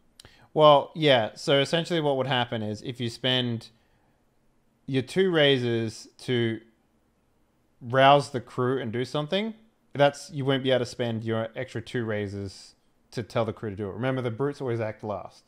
So yeah, I will spend my points to secure the food. Okay, so you're going to spend 3 points to secure the food yourself? Sure. Basically, so what that would look like is you taking a bunch of like rope or netting or something like that and going down to the actual possibly hold. A cargo net, and yeah. Just sort of like fastening everything down that you can. So you're spending a good portion of this time doing that. So you're down to 1 raise, which would you basically secure all the food. Nice, good job. All right, and the last thing is that the giant wave is going to hit the deck. I guess James or Eugene, what would you like to do? Well, I guess Stone is like spinning the wheel and constantly. Basically, I don't know if you want to turn into the wave or turn against the wave. I think you've got to turn into the wave, haven't you? Otherwise, you could capsize. Yep. So Stone is like turning the ship into the wave. You're muted, Eugene. So you don't want to be caught broadside by a wave. So yeah, I'm going to try and Stone is going to try and maneuver it so the ship takes a lot less of the water on board. Lessen the blow. All right. Yeah. So you can spend your you can spend a raise to basically start navigating through the storm. That's no problem. Eugene. I mean, at this point, what consequences do we have left? Well, the waves are still going to be hitting the deck. And that's always going to happen, right? So the moment you deal with this large wave, you're still going to have to navigate your way through the storm to a degree. But James is doing that. Yes. There is still... So realistically speaking, it still requires busy work for you guys to do it. And this is kind of the problem with like dramatic stuff being as a part of this. Basically what's going to happen is if you continue to, do the business of securing the ship, there are going to be more consequences that come up after this wave is hit, basically. So the other thing that's worth pointing out too is that once the wave does hit, because that's not something that you guys can ultimately avoid, right? It's more about lessening the blow for the wave to hit, which you've done by reducing the food and the mast, but basically anyone up on deck, right? The things that are up on deck, they're still potentially going to be put into the water and irrecoverable at that point. So, Prowler's already secured all of the foodstuffs. We don't have any other cargo on the ship yet. Human cargo. Remember, brutes can be lost at sea. So, and that's where we get to what I'm going to do. Is I'm going to command all of the men to fasten themselves to the ship. Brace for impact. And brace for impact. They've been sailing their whole lives. They know what to do. So those that don't need to be above deck, get below deck and help Mr. Bjorn repair the ship as necessary. Bjorn, when you're done with those boxes, take those that don't need to be up here down. Those of you still above, fasten yourselves to the ship. Don't want any of you be going over. All right. Okay, so AP. Intimidating the crew to act. It sounds like a lot of people have already been given commands and stuff like that, but is there anything in particular that you'd like the crew to do? Are there any consequences left to deal with? Not so much, but... Not so much. There's always the idea... I want to spend all of my raises going around to all of the crew members that are below decks. Yeah. And shouting loudly that I'm the Hungry Wolf, just so that they remember that that's my nickname. All of my raises, all 3 of them. Okay. Sure. I mean... Oh my God. The Hungry Wolf commands it. Let's do this, boys. Don't forget that I'm the Hungry Wolf. So, that general that goes crazy in the war and, wants to, hit people with his sword even though he's in a tank or whatever? Yeah. The guy that's, standing up in, machine gun fire with the pistol, shooting wildly at the battlefield. Mm-hmm. So, by intimidating your crew, you've inspired a large amount of, interpretation or respect from the crew. So consider this sort of like a narrative cue that you can use with the crew now if you wanted to do something with them. Since for the most part it's really kind of like Flavor Town that Don't worry, putting I'll be using into. it next time there's a boarding action. Okay. Yeah, you're gonna make rapiers wolves. Like a small subset of the crew or something like that. I don't know. That's going to be our Marines. Our Marine division is Rapier's salty wolves. Okay, cool. So yeah, at 3. So you're sort of walking around doing this, Rapier, right? And the wave hits, right? Big old wave. And we get the people at the top there cutting the rigging loose on the main mast and stuff like that at the very top near the crow's nest. Basically, this guy gets flown out of the nest. So what we're going to do is I'm going to roll the brutes now. And there is I guess 20 of them. So we roll 20 d10. And for every raise that they get, that'll be a person that basically is saved. Outside of the... I guess we'll give a bonus die. or 3 bonus die for the fact that you commanded them to latch on, right? That's how we'll add this in. But yeah, basically, crew gonna die is how that works. All right. So we got that's what, 12 out of 20 survive. It's mostly the people up in the crow's nest cutting down the rigging to make sure that you don't lose the mast, right? They're the ones that fall under the drink.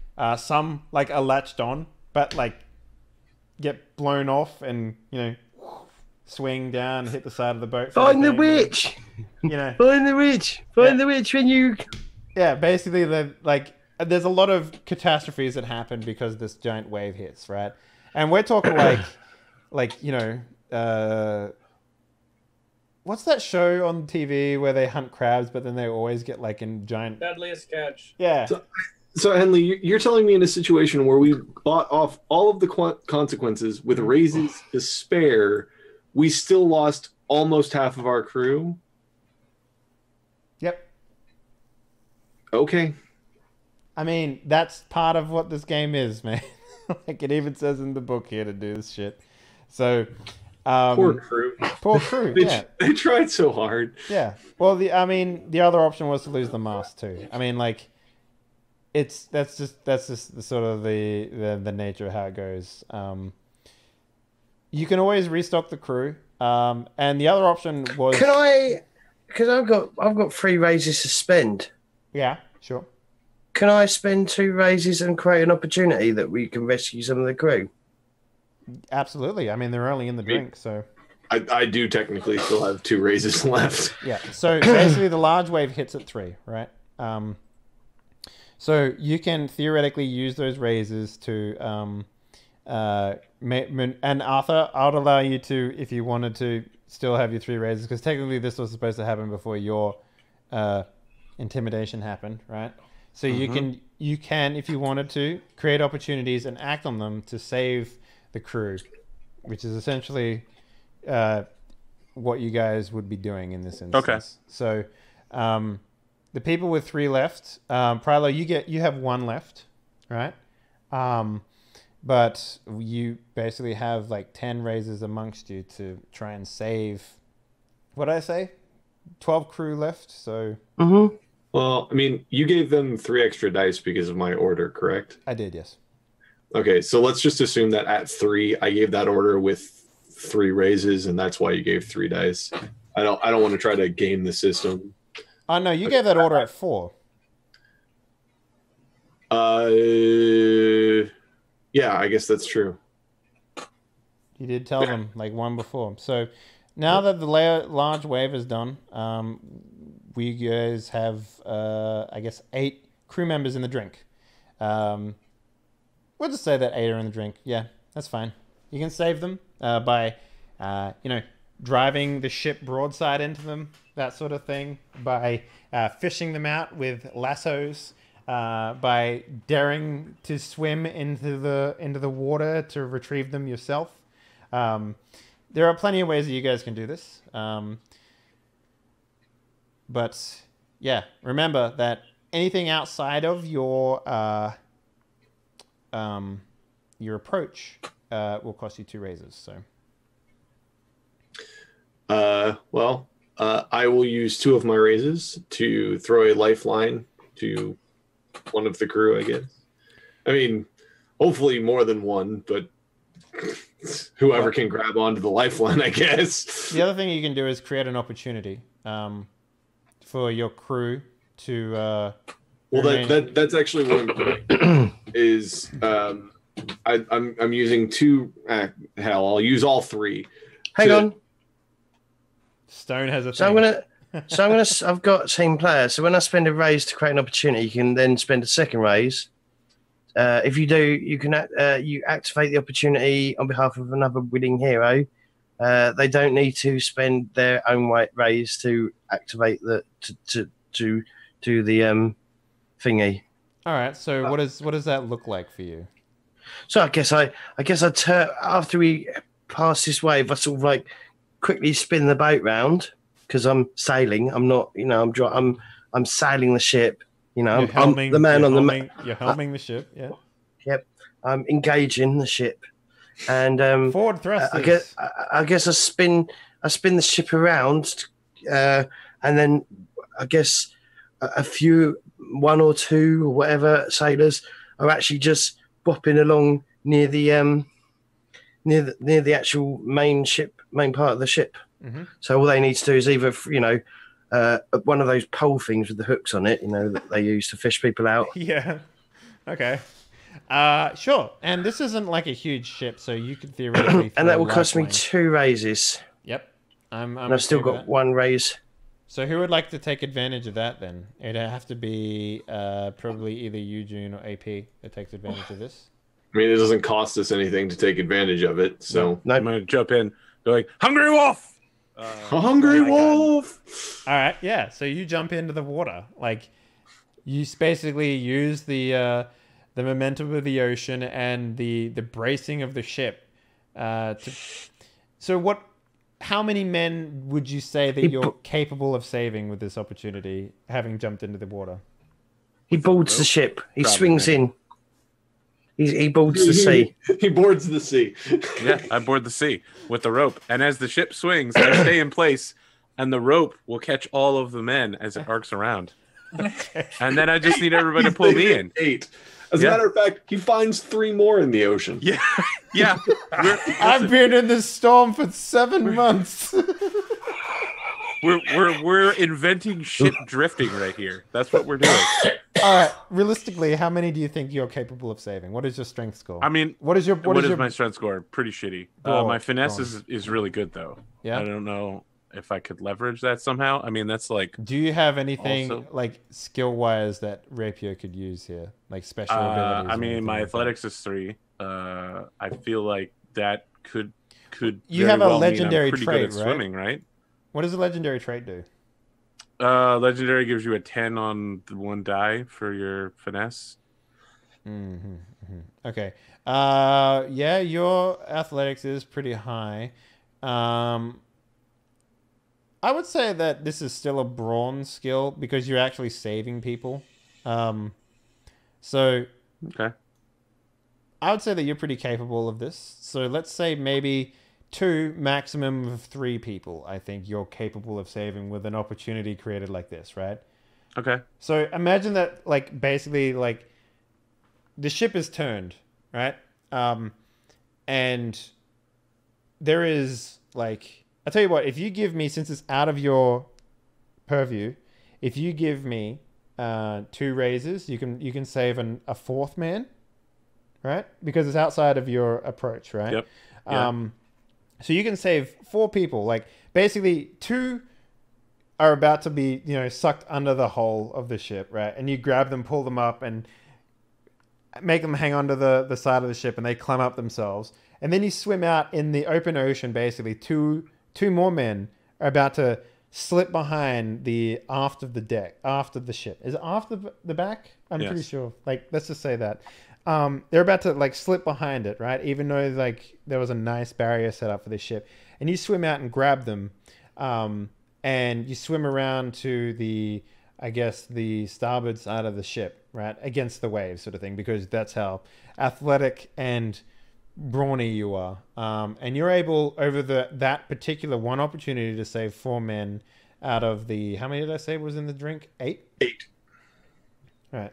So with that in mind, you spent 2 and you've taken care of an opportunity. Mm-hmm. I'm cool with that. That seems fine to me. So that leaves you at 1. You, June, you're the only one that can act at the moment. What would you like to do? So I'm going to spend 2 raises to throw a lifeline, just a literal rope, out to the 4 remaining people in the drink. I would say that lifeline can only affect 1 person, since you're not putting yourself into danger and being a hero or anything like that. So you could fish out 1 dude with that. I would give you more for being a hero, 100%. But you just tell me how that works, though. Fine. I mean, there's no real. I'm gonna hold on to the lifeline and jump into the goddamn water with Thunderwolf. All right, I like that. I'm inspired by his bravery, and I'm not gonna leave my friends behind. So I tie the rope to my waist because I'm very strong, but swimming scares me. And I go out and I spend all three. Yeah, you assist the salty dog. Yeah, he goes one way, I go the other, so that we can get maximum coverage. All right. Well, I'll let you save 2 people with that 100%. That is 100% in the purview of that. Since the only reason AP was able to do more was because he took advantage of an opportunity that was already paid for. So you have 1 apiece amongst you. Prylor, however, I think is perfectly capable of doing this within his approach. For 1, I was gonna say, could I either go get someone myself or help Yujun get another one by him attaching to Yujun and then me pulling them all up to safety? Sure. So the result of that would be whatever you want to do. Which one do you prefer? Jumping out and saving one yourself, or pulling Yujun up with? Well, I mean, I guess we're all inspired by Rapier, so why the fuck not? I love the idea. Happens around Rapier. This is basically what happens, right? We get Stormy like, and he pulls his ship up, and then all 3 were just like, whoop. I see you guys doing it, and then I'm just like, I grab a rope, and I'm like, okay, other side of the boat. Woo, here we go. And Stone is sitting on the ship going, "Oh, that's a terrible idea. You never jump in the water during a storm." Yeah. So as a result, there is 1 man swept out to the briny depths by himself. Bubbles. No, definitely not. Bubbles is fine, right? And you. What was Bubbles doing this whole time? Sleeping. Being Bubbles. Now you saw him out on the deck. And whenever you turned around, he was there, wet, obviously, but he was fine. He was, assisting.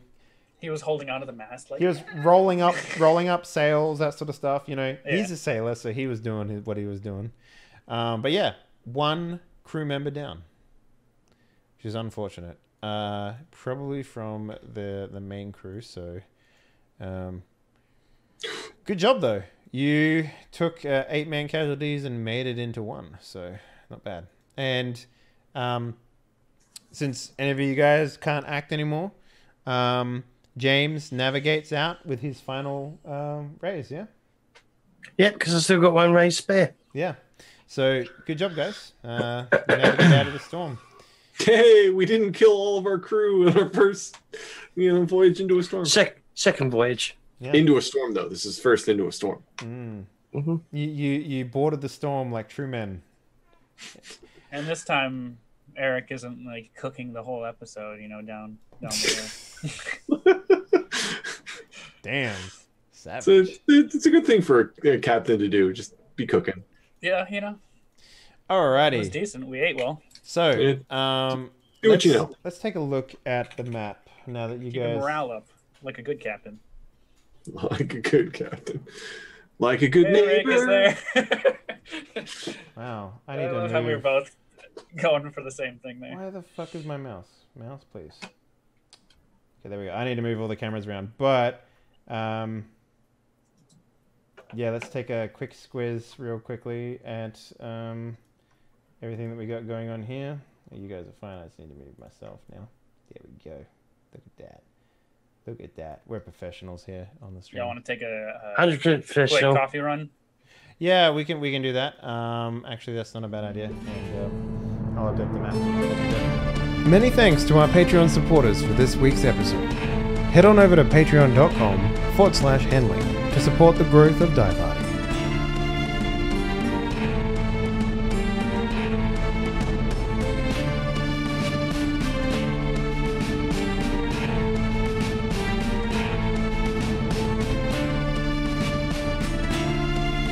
So I promised you all a map. So we're going to update the map. You guys make it through the storm. And then, you make it through to the little patch of love that you guys wanted to go to. So basically, it looks like that to a degree. So you guys have moved your ship all over there. It took you about 2 weeks of two and a half, close to 3 weeks to get to where you are. So, you know, a long time coming, basically. And there she is, battered, extremely malnourished. But the ship How's the ship malnourished? the same way that a human being gets malnourished, James. Jeez, come on now.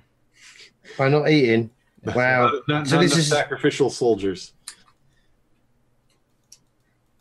Yes, that's it. What the fuck? Why isn't this working?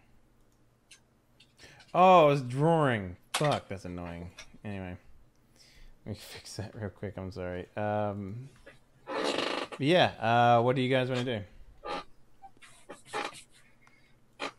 So it's basically it's really weather worn as well. Like very very rickety. Almost like it's been taken over by, almost like Mother Nature has taken it back, reclaimed her, essentially. Is she salvageable? I don't know. You'd have to get on board to see that. Okay. Right, lads. Mr. Stone, if you'd be so kind, pull us up broadside. Aye, get in. Rapier. Still want to be... Aye. Yeah. Still want to be boarding. Are we expecting trouble? My microphone was muted. Yar. Yeah. I understand you were down anyway. It doesn't matter. If you'd be so kind, take Mr. Bjorn and a couple of the men and check out the ship. See if it's seaworthy. All right. So I want to take this opportunity real quickly to elaborate a little bit on some of the myth and legends that you guys can fill up in this world. Would you say yes? Would you say there's any sort of myths about like abandoned vessels on the ocean that you guys want to sort of elaborate on right now? If I do, it's going to be completely wrong. All right, let me tell you about myths and legends of abandoned ships on the ocean. Mm-hmm. There's a rumor that a horrible, evil, tyrannical sea spirit goes to abandoned ships and fills them with treasure to entice people to recover them. Just tons of treasure. And also patches up any holes so the treasure doesn't spill out. Oh, yeah, I like that, yeah. Yeah, you guys can definitely see that the ship is sitting well below its normal weight limit on the ocean. Almost like it's filled to the brim with really heavy metals, probably. I don't know. What do you guys think? No, seriously, though, is there anything particular from maybe your continents that you want to elaborate on? Like stories, wives' tales, things that sailors might say? That sort of stuff? It's good fortune to claim a ship that's been abandoned. I Stone, I'm maybe the green. It doesn't have to all be. It doesn't have to all be horrible, does it? It could be something positive that. Yeah, you know, no, absolutely. It certainly could, Stone.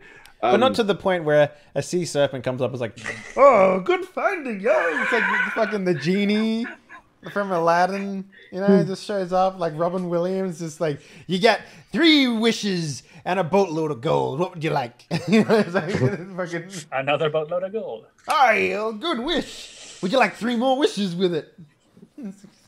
I'd like for my magic island to have things not disappear when they leave the island. Oh, you have that magic island. Oh, if that's the case, there you go. Wish granted. I would like 3 more genies. Oh, yeah, 3 more genies. Each with 3 magical islands and 3 boats of shit. Yeah, okay. You got the idea. No, Prius wouldn't have any legends about abandoned ships. We're just not really a ship-based people. We do have legends about ghost ships sailing on their own and raiding the coast. I reckon it's bad luck to leave a good ship. I was gonna say maybe Esthernians we're very into boats, and maybe we believe that like they have a soul, and if left uncrewed for too long, it may be almost like leaving someone alone for too long. It kind of gets a little mad. Like as in like the ship is like its own entity, own vessel. Yeah. We're going full machine spirit Warhammer 40k on this bitch. That's not a bad idea. That's not a bad idea. And but it's static if it gets any crew. Having known, like it, how long has it been since we've? Months. It's been months. Few months. But like we know the origin of why it's anchored there. We don't know why it was sailing by, smoking and little stuff. people. Mm-hmm. Yes, that is true. I forgot. That's exactly it. This is where the 6-inch man comes from. This ship here. I still don't know what that's about. You really did not explain that at all. So last basically, episode. when we came, It's best not to ask. I was about to actually explain it. You know, I know you were a lad. It was a trying time for all. Someone was trying to. Someone was stealing food, right? And we put flour all over the pantry. Is that the correct word? Mm-hmm. Yes, Stone. Pantry and we sealed all the barrels and everything, but still food was keeps disappearing, and there's no tracks. No, Stone. When once we sealed up the barrels, the food stopped disappearing. Did it?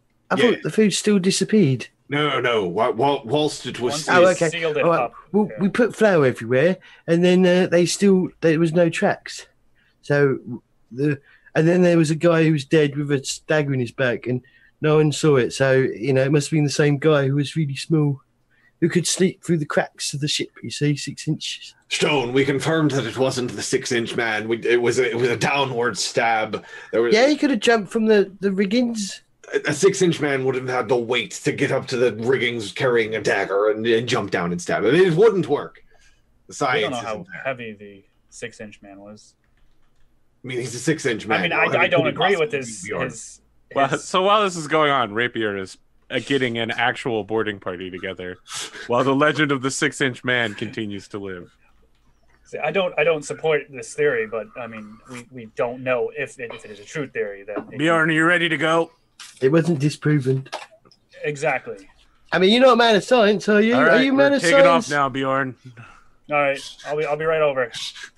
I told you not to ask, Rapier. All right. I can see that my problem is communicating with any of you at any time. Is that sarcasm? No, that's truthful. It felt a bit sarcastic. So, who's going over? Give me an idea. How many people do we need to crew the other ship? I mean, I don't know that I'm clear on how big it is because I wasn't here for the episode where you crashed it. I actually don't remember it too well, but it's actually I would say it's probably going to take about he said 11, right? He said 11 was a full component if you wanted to sail with shifts and not have people get tired. So it's probably about a brig size. Probably actually this one. Yeah, so from what you can, I don't remember how much we actually explored the last one, but we explored the whole thing. It had one cargo hold, and then another hold in the back that was holding, which would have held black powder. And then there was a barracks in the middle that was empty, and that's where in the middle of the ship where the barracks were. That's still there though, isn't it? Yeah, it was where the smoke was coming out, but we put all. Yeah, there was a lot of bonfire, weren't there? We need to get rid of that still, I think. No, we put the bonfire out. Yeah. No, but we haven't got rid of all the wood and stuff that was put there. We didn't clear out the ship, so. No. Okay, so I'm gonna make some alterations to that because it's different GM and all that sort of stuff. That is within your my immersion. And I'm pretty sure. Wreckage did not take into account the actual mechanics of the ships when he made that. No. I am pretty sure. So this ship, as you remember it, has a very large cargo space, has very tight crew quarters, and that's about it.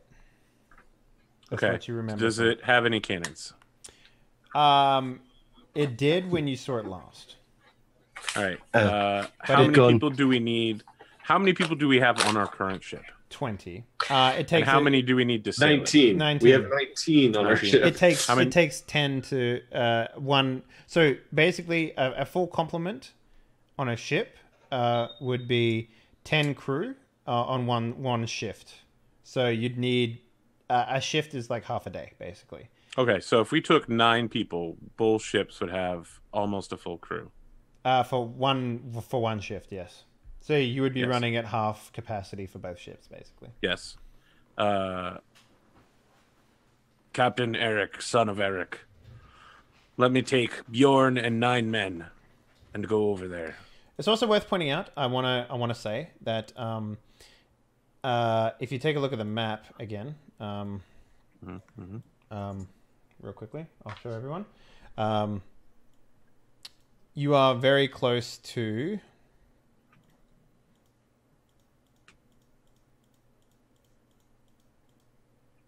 the Emerald Isles. They are about a week away. You're about a week away from the other island as well. And that's so basically you're in the middle of the 3 giant continents basically right now. Do we want to visit home? I mean, do we want to go back there? I mean, we could try and get some more crew. Well, we do need more crew to help sail these 2 ships back. Rapier, Bjorn, take the men you need. Examine the ship. See if it's worthy. Can we not tow it? Is that not a thing that we could do? We could we could if we need to. Stone. That's why we're going to go check if it can sail on its own power. So see if she's fit for. I think it should, because I think it was sailing by its own power when we saw it. No one on it. I Stone, but it's been a couple of months. Oh, okay. Go check the status of the vessel. If she be seaworthy, we can decide what to do then. Maybe going up to the Emerald Isles, we can sell her. We can find more crew. We can see if there be contracts out. Try to get ourselves some cargo and booty. But first, lads, go give her the once over. Aye, give her a good sing too. All right, so you guys head on over, right? You rappel over, and who's going over? Is it just AP? Oh, sorry, Rapier. Yeah, and Bjorn's coming with me. Who went over on the first one? I know it was Ricardo, but all of us. We all went over. Okay, so Bjorn, this ship last time you saw it had things on it. It had cannons. It had bunks. It had hammocks. It had containers, foot lock rests, basically just stuff. Right? It had crates, empty crates, all that sort of shit. You're in there now. It is 100% empty. There is nothing in here. Not even dust. Not even dust. Mr. Bjorn, can you please take stock of the ship's injuries so we can figure out how and when we can sail her? And crew, there is no can injuries. you start making... so the ship is perfectly functional? Perfectly functional. It has a mast. It has sails. It doesn't have anything else in it though. I mean literally nothing. There's no cannons bare on bones. it. There's no cannons. Like if there was a hook on the wall to hang something, that hook is gone. Okay, no, that's fine. All right, make ready to sail then. We will go sail out towards our ship. Very, very short distance. Okay. I mean, we're right next to you. We're right next to you. All right, well, get the sails ready anyway. Captain Eric, son of Eric. Permission to reboard your ship. Aye, Rapier. So Rapier just steps over the plank. Yeah. All right, there's nothing on board the ship. Nothing. Literally nothing. Not a captain's log, nary a rat dropping.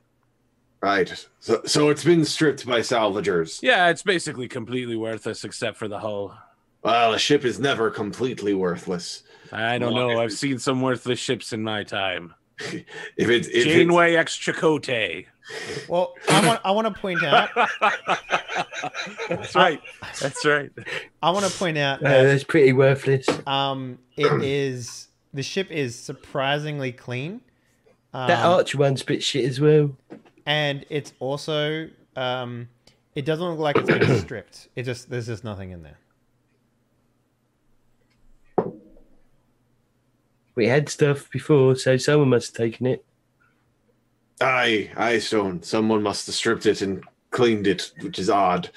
But are you saying she's seaworthy, Mr. Rapier? Mr. Bjorn, is the ship seaworthy? Is it seaworthy? I mean, there is literally no hull damage. Where that smoke was before, where that fire was. Well, yeah, but I mean, the ropes and everything are still attached. Have they taken all the wood as well? Was that still there? There's nothing in here aside from the hull, if that's what you're asking. Awesome. So they cleaned up as well. Brilliant. Yep. Yeah. The bonfire that was there, that was burning. There's no signs smoke of marks. nothing. Do you reckon it could have been the people that did it? Do you know what I mean? That did what? I don't know, Stone. I don't know what you mean. We never did figure out why the ship was set adrift. Right. Well, Rapier Bjorn, do you want to sail that ship? So Rapier nods his head and says, absolutely not. If there's one thing I learned from Mr. Bubble's instruction, it's that I have no idea how to captain a ship. Okay. Right. Do we have any other lads who can sail a ship? Yes, it's Stone, but you're going to stay on this ship. Oh, okay. Yes, Stone, it's the exact same problem as last time. So Okay, yep, same problems before. You know, what would be the wisest course of action would be to tow the other ship and put all our crew over here so that we do real good stuff. That's what I think. But I'm just a contractor. Aye, we can tow the ship. All right, lads. Mr. Stone, pull us to the front of the ship. Lads, prepare the ropes and hooks and such. Let's prepare the ship to be towed. all right. So I'm not gonna I'd like to stay on the towed ship. Okay. Well, someone's going to just have to hold the wheel so that it doesn't randomly. You could detach the. You could take the thing off so that the rudder doesn't really do much. Yeah, it's free. Yeah, you're still going to want some crew over there to be able to raise the sails or lower the sails. Buckle swashes. Yeah. All right. So Scrub the poop deck. you guys start towing the ship. It's a pretty hard pull at the start, but you do catch some wind. The moment you catch wind, one of your crew members screams out in pain. That's on the other ship. Oh, good. Something's happened. Basically, Do you like how I stated the obvious? That was really good, wasn't it? so if you investigate, basically he got his finger caught in one of the pulleys, and it came clean off. Lad, why were you messing with the pulleys? I wasn't. I've been sailing for years. This is the finger can't be found either, by the way. Well, that's a bit eerie. This is the work of the 6-inch man. God damn it! I told you not to ask Cut about his the 6-inch. finger off. Are you Rapier. serious? And he ran Or off is with that it. Sarcasm. No. Rapier's not being sarcastic. He's trying to start shit.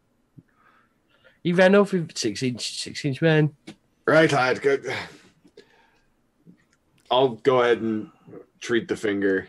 Yeah, and it's also at that point that you maybe get like, I don't know, a kilometer into your journey, and the ship stops dead in the water like the anchor was dropped. And, Ship's cursed. and the sails were full, and then they just like the wind's still there, but the sails don't catch the wind anymore. Eric, son of Eric, I suggest we burn the ship. That seems like a good suggestion. I do hate to lose out on the ship, but that isn't the real treasure we got the experiences we had along the way. This does reek of magic. Lads, off the ship. Mr. Stone, bring us about. Okay, bring us about. Lads, load the cannons. Why are you loading the cannons? You just take a match and throw it onto the other ship. Because the ship deserves an honorable burial at sea. Okay, why wouldn't you just put a gunpowder barrel on the deck and then blow it up? It's some Sea of Thieves shit. Fine, Mr. Rapier. We'll blow up the ship. It's just, I didn't want to put lads on a cursed ship with a barrel of powder. It seems you're okay with me and Bjorn being over there. No, okay, well, I didn't know it was cursed. Look, just send an anonymous brute over there with the gunpowder barrel. It'll be fine. But he might. These brutes are our friends and companions, Mr. Reed. And the 6-inch man might cut his finger off. I'm desperate to not respond sarcastically to that.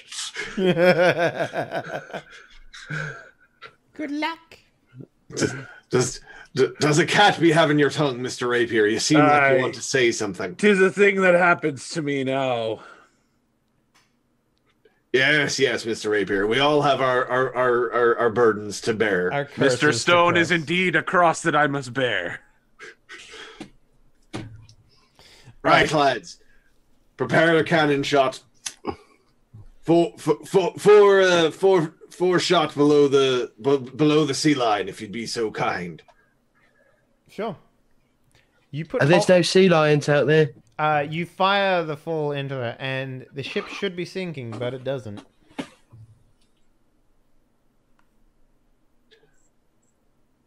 Mr. Rapier. Aye. You were saying with the fire. Yes, the fire would be a good idea. Right, lads. Light some torches. Throw them onto the boat. What are you going to bet that it doesn't work? Well, being as we fire cannon 6 into coins. it didn't sink. 6 coins. Mr. Stone is betting 6 coins, apparently. I don't know how much that is, but it's probably doubloons. Come on, you know how much a doubloon is worth. So yeah, you as expected. Let me go get my doubloon collection real quick. As expected, you guys throw sticks onto the ship. The moment you do that, the wind catches in the sails again, and it starts to move. A bit on fire though. If you watch it, it goes for about, probably close to 5 kilometers. Don't know how much of that is in miles before it, nautical kilometers. As it's sailing away, I'm going to get off the ship. I'm going to climb down. I'm going to stick my head in the water and have a look underneath. There's nothing under there, except for salt water. Yeah. But yeah, after you watch it, and then the fire goes out and the wind goes out of its sails. Right, let's just leave it. Right, let's just understand what's happening. I think. I'm using the story that you told me. That bonfire that was on board. The fire makes why it move. It was sailing. Aye. Unfortunately, I'm betting that our ship probably doesn't have an enormous pile of wood to use as a bonfire. But the ship is made of wood. You don't want to set the ship on fire if you're trying to sail in it. Oh, okay. The only time I have set a ship on fire is when I'm trying to sink a ghost ship. Right now. Aye. So, we have a cursed ship that only sails when it's on fire, but doesn't appear to be able to be sunk. It could be a value. But the ship wasn't on fire last time, was it? It was smoking. It had fire on the ship, though. It was a smouldering coals that... Well, you're all the wizards, not me. Good luck figuring it out. I'm going to go to sleep. What? Are the wizards? Yeah, you use that magical rock stuff back on the island. It hardly makes us wizards. What is a wizard, then? Is it someone who enters? I don't know. I've never heard the term. Whoops. Are you sure? That was accidental. Yeah, that's okay. Aren't there wizards in this world? Right? There's like magic for each heritage. Yeah, but we're in a different world. Yeah, And we don't use any of the magic. The world has magic, but none of us could be casters or anything. Oh, I see. All right. that's kind of the stipulation. We probably might bring it back at some point because I think it's a cool system. But like at least characters created can't start with it. So there's curses and shit though. Yeah. There's definitely a witch, right? I mean, we met the witch. We all had to eat shit from the witch. So I feel like calling you all wizards is a pretty reasonable thing for a guy that was sealed in a barrel. Yeah. I wanted to throw sealed in a barrel too. I wanted to throw in the water. The ship is also a wizard. I mean, from a certain point of So what would you like to do about this cursed ship? It is an irregularity that you guys have yet to do much with. So from below decks, was it called anything? Rapier is just shouting, "You should sell it! We're near the Emerald Isles." You're about a week off the Emerald Isles. We're about a week off the Emerald Isles. We have to keep a fire burning for a week. Oh no! I look at our stores. Do we have some method of recreating the bonfire setup? But then we're just selling a faulty ship that doesn't work properly. Yeah, but they don't need to know that. Oh. Aye, lad. I say we repair the holes our cannons put in it and we sell the ship. Off you go, Bjorn. Go fix the ship. Or, we keep the cursed ship, back on that ship that can't be sunk. Does anyone have any history or lore or anything like that?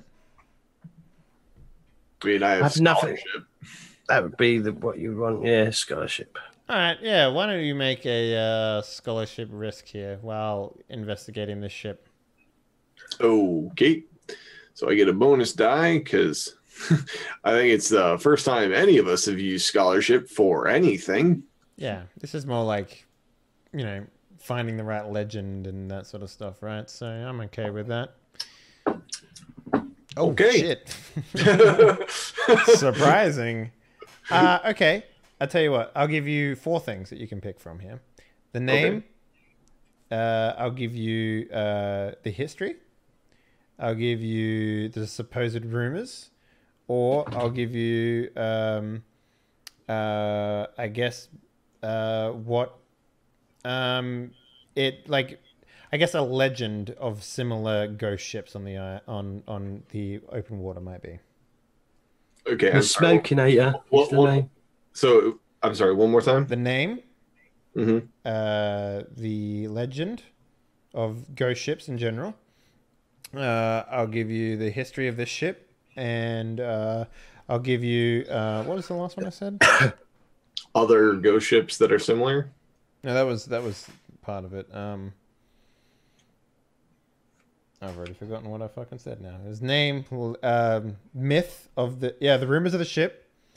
Yeah, that's what it is. Name, rumors, history, and legends of ghost ships in general. I would like name, myth, and history, please.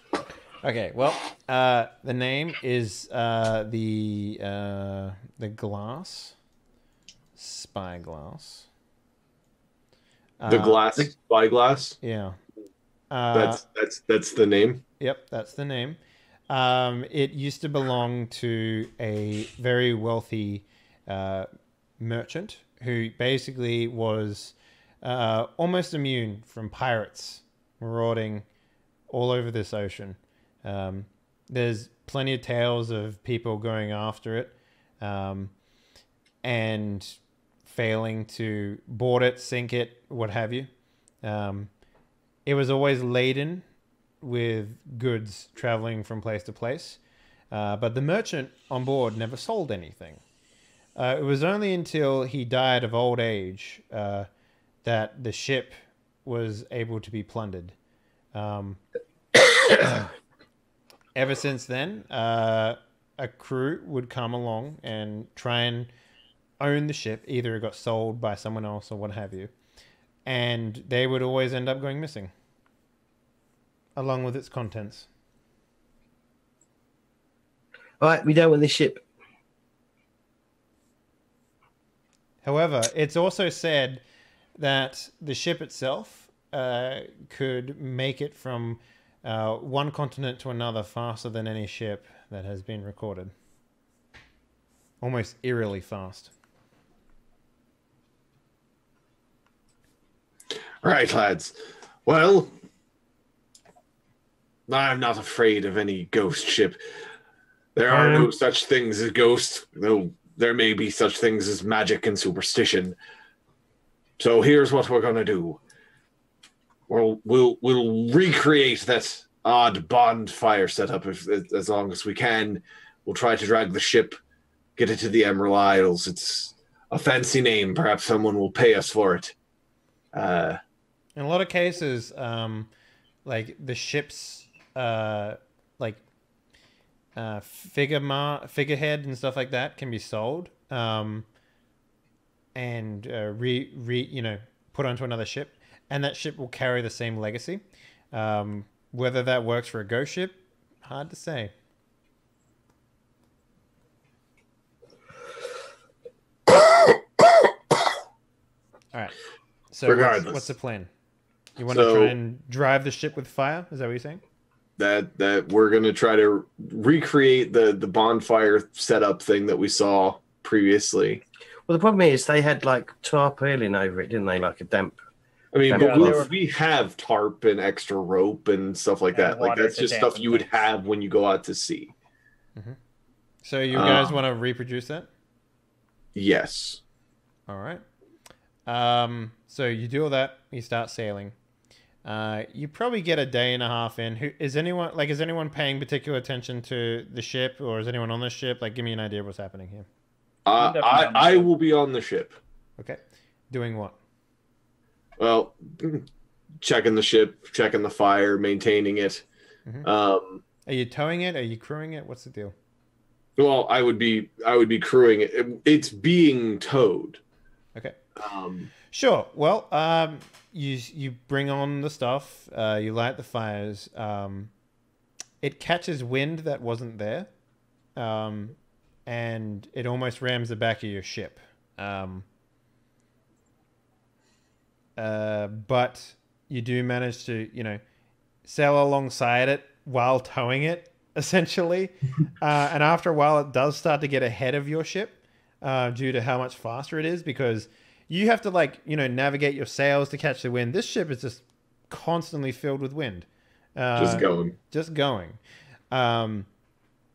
However, if you're stoking the bonfire, it's literally like you're watching it, and then you go do a thing and you come back and most of the wood is missing from the fire itself. Odd. If you continue to put wood on there, it'll continue to move forward. And every time you go back to check it again, more wood is missing. What if we just have someone sitting there looking at it the whole time? They go missing. The moment he blinks, the moment the wood disappears. Odd. So my eyes open. So my eyes. Okay, so that'd be awful. What we'll do is,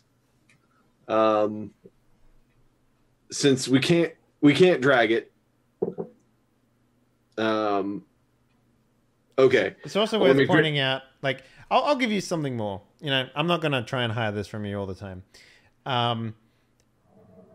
Basically, the wood that was on fire also disappears at some point, taking the fire with it. And the ship keeps going. Even when there's no fire, or when there's no fire. That's weird. Righto. Okay. And then the wood continues to disappear. This is really weird.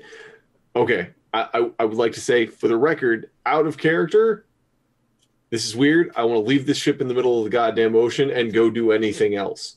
However, Eric is kind of an arrogant bastard who wants money. Okay. So, Eric, I know you're an arrogant bastard that wants money, but we really should be leaving the ship behind.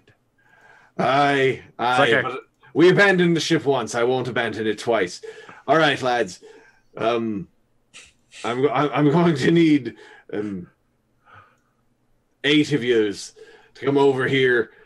We'll both sail to the Emerald Isles. We'll split our supplies so that we can get there, and we'll meet you lads at the Emerald Isles. Try to keep up. All right, don't die. Boop, boop. This be a bad decision. Bye. Bye. So do we need to call the Cult of Eric something else? Because, it's going to... We might not see him again. So, I don't think we have enough time to do another sailing roll, but I want to get an idea of how studious you're being to this ship to try and solve its curse. Well, I mean... I'm on it too. I want to try something. Go ahead. I will take... Where the stuff's disappearing, I will take a few coins out of my sack or whatever and place them as in the hole and see what happens if those disappear as well. Yep, they do eventually. Same thing with food. Same thing with supplies like extra rope. I would put out a source of milk. Yeah, I mean the milk is gone as well. Basically anything you guys put on the ship is eventually. Does it increase the speed or anything? No. It's like stupid fast though, compared to how you would normally even during the night when there's theoretically less wind, it's just stupid fast. You're gonna make it to the Emerald Isles in maybe even a quarter of the time. I go to the front of the ship and I Titanic it, man. Yeah. Yeah. So I was assuming the scholarship role was what I know, just in general, but also me studying the ship as we're going. Yeah. But yeah, no, I mean this kind of stuff is. I just want to get an idea of how you guys are studying it. That's all. Oh yeah, I mean basically, I suspect that while the crew is doing crew things, I'm going around and keeping their spirits high because that's basically all my character's good for. But also checking with Bjorn, seeing what he tested. It kind of sounds like to me from the legends, it is an incredibly fast ship, but the reason why it was always stocked with goods is because it would be just disappear to use it. That was your travel speed, that's why you didn't sell anything. So, and the reason why you saw it with stuff out there moving when it didn't, I'm going to give you this and say, by the time you reach the Emerald Isles, you have worked out that the ship is indeed a hungry one. And it does in fact consume anything on board. When it runs out of immaterial, it will eat crew members, I'm assuming. Starting with their fingers, apparently. No. I think that guy just fucked up. But yes, it will in fact eat flesh. And it will in fact eat anything. Probably... from what you can understand, probably goes for the most materialistic things first. And then the last thing is flesh. But yes, it is a ship that for the most part remains upright. And those holes that you shot in, it fixed itself as it consumes more things. Righto. So, lads... We've got a magic ship. That it'd be hungry. It'd be hungry for wood and steel and gold. So you know how you split your supplies when you arrived? By the time you get to the Emerald Isles, most of it, I would say maybe you have another 1 day's worth of food. for like maybe a handful of people left. Like literally everything is being consumed. You get to the point where like some of the men start taking off their like trousers and boots and stuff and throwing it into the Throw hold. in the hold. Yeah. Like We just show up to the Emerald Isle. Everybody's just in their knickers. basically, yes. Like You got your hat though. Not my hat. it is a very scary ship to be on, and some of the men don't want to be on it anymore, and some of them enjoy the thrill of being on such a speedy vessel. So, assuming that we get to the Emerald Isles, and then 4 days later they get to the Emerald Isles. No, it's like literally like probably even 5 days later. Okay, so we and you covered were a week off, right? Yeah, it literally took you like a day and a half to get there. All right, so if we can safely assume that we're all together again in port on our ridiculously named ship. I mean, you can Glass. rename it if you want. Spyglass. Spyglass. Yeah. No, I meant we're on the ship that isn't eating The fish and chicks. Oh, we're on fish and I thought they were both. yeah. So I will order random supplies and goods to be taken over to the ship so that the crew that is on it doesn't get eaten. It's also worth pointing out there's no anchor or anything like that on here either. Like, Just it's like it's literally mast sail. yeah. All right, lads. So apparently the ship we be finding is glass, spyglass. It's an odd name to be sure, but it's faster than any ship I've ever seen. I mean, that's not saying much, but we've been sitting in port for 5 days waiting for you. You're muted, James. In your smalls, I see that as well. Yeah, you're just in your smalls. Yes, that's why I stopped by the ship. But I've got my hat and my knickers. It's fine though. So I think we've got a couple of options, as we all be sharing an equal part of the booty. We could be selling the ship. I suspect we could get quite a bit for it. Or we could be using the ship. Well, we don't want to use the ship because yeah, but it may be first, but it eats everything. So it's like it does. It's a greedy bastard. It wouldn't be good for transporting goods, unless we be expecting to lose a good portion of them goods. We should change. We should call it no scope. No spyglass 360.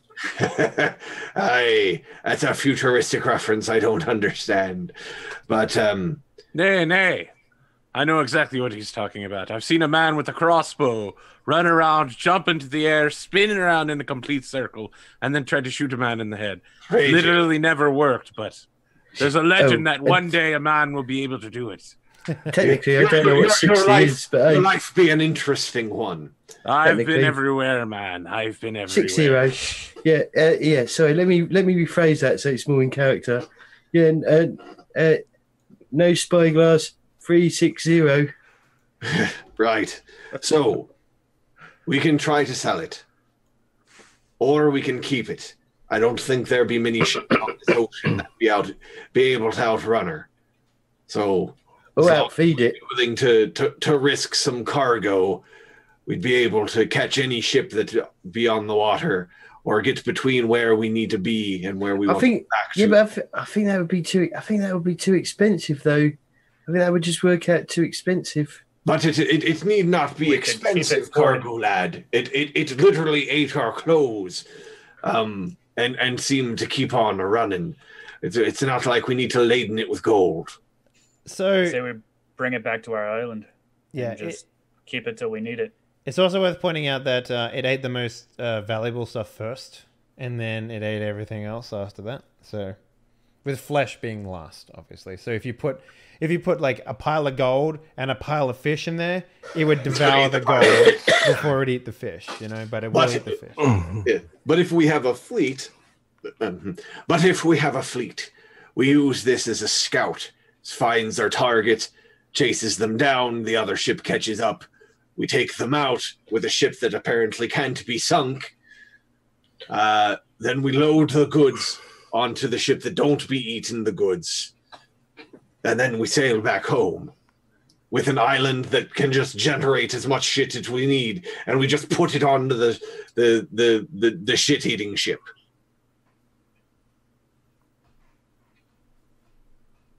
How would that work? Okay, so there's one massive flaw with your idea.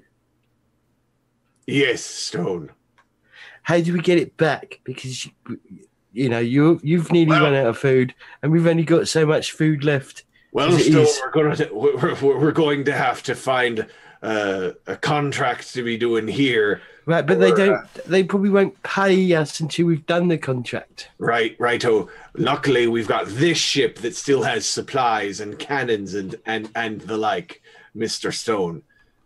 And what we'll be doing is going and either doing some honest pirating or doing a job, and then we'll buy a shit ton of rope or something and put it in the other ship. And then we can get the ship home. Or we can be selling the ship. That's why I'd be asking your lads your opinion. Just laying out the options as I see them. I'm not a type. I think it'd be better to sell it. I say we keep the ship. I say we give the ship to our worst enemies. Oh, divisive. So, unfortunately, you guys don't have enough cargo at the end of the session, which will leave now, to pay your crew. So they are going to go mutinous next week. Just keep that in mind. So -2 on the ship rolls. -2 on all ship rolls. And then after that, if they continue to go mutinous for the next session, they will commit mutiny, as it turns out. So keep that in mind. People like to get paid for their jobs. They were literally on the ocean for like 3 weeks. They didn't get paid. Eric. So it's worth pointing that out. Wow. I mean, we were on that ship for weeks, months. In fairness, we didn't get paid at all on the privateer's vessel. So, well, also on top of that, you guys don't really have like like on a lot of pirate ships, like as long as you keep bringing in booty, sort of thing, like it doesn't matter, right? That's essentially what this game wants you to do. Is like as long as you keep bringing in booty, theoretically, you pay them in the booty. So yeah, well that's why the plan was to do some pirating as we went along, but we didn't run into any ships other than the man of war, and I don't know. I'm not a naval expert, but I have played Assassin's Creed Black Flag, and schooners don't beat man of wars. They just don't. No matter how much you go. Well, we're not going on a schooner anyway. Board them. It doesn't work because you've got like 8 people against their 9,000, and it doesn't matter how many quick assassinations you do. You just lose. And also, you said it was a whatever. The Spanish galleon, basically, and they're like the biggest. Yeah, they're all piss and vinegar. Yeah. So, I think we'll end the session here. As you guys are, I guess, outside of the port in Perezia, I'll come up with something for you. Green Isles. Sorry, Emerald Isles. Sorry, my bad. And I'll come up with something for you guys to do next week as well on the Emerald Isles. So, we can spice it up a bit and do some land stuff. But yeah, that's pretty much a session, ladies and gentlemen. What about our story advancements? Well, let's hear them. What stories do you have? So my story is to eventually get that ship off the beach, isn't it? And that will improve my sailing. I think we're one step closer to. Well, we know where the island is, so we're one step closer now. Well, you knew where the island was last time. That's how you got the step. The next step for you is to like find it on the actual island itself, or find an expert who can help you recover the stuff. Because that's the other thing you guys need. If you want to recover the ship and get it functional again, you are going to need an expert, and you are going to need to bring supplies with you, specifically tailored to repairing your ship. The ship, right? So that's what you're going to need in order to repair it. So if you want to move, so either get there and find it and then build it somehow, or find a dude and bring it. Because you've got 2 parts left of that, right, James? No, I've got 3 stages left because it's a 4-stage quest. Okay, cool. Well, yeah. So find a dude, repair it, get it out in the ocean, then it'll be done. Anyone else? I mean, I didn't make any advancement on mine because my next step is going to be gain some wealth levels. Okay, so yours is to acquire wealth? Yeah. Basically, I figure... So what I'm going for is the 3-step thing to get the wealthy attribute, or wealthy trait, whatever it is. So the first one was get off the island, get transport off the island. Second one will be gain wealth. And then third one will be send wealth. The wealth that was lost during the raid, send that wealth home so that the village doesn't starve. So I'm willing to give anyone who's after wealth 1 point in the story for finding literally the ship of the most wealthiest rumored merchant on the ocean. Okay. So I would accept a story advance for either one of those. I know, Arthur, yours is the same, right? Yep. Gain wealth? Yep. Okay, then we have both advanced story. And Yorn? This will be my 3rd, so I guess I get the wealthy trait. Yeah, I guess so. Cool. So, I guess that means that we're probably going to sell the ship by the sense of it.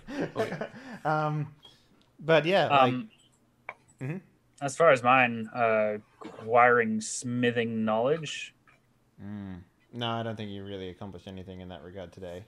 But you are going to go to the Emerald Isles next week, so you could probably very easily get a couple of those done. So, yeah. By the way, as cool as this ship is, I am actually completely okay with selling it, since we didn't run into like Eric's sense of duty to the crew. If we could sell the ship and get cargo from the Emerald Isles, I would actually be absolutely okay with selling it at the end of the session.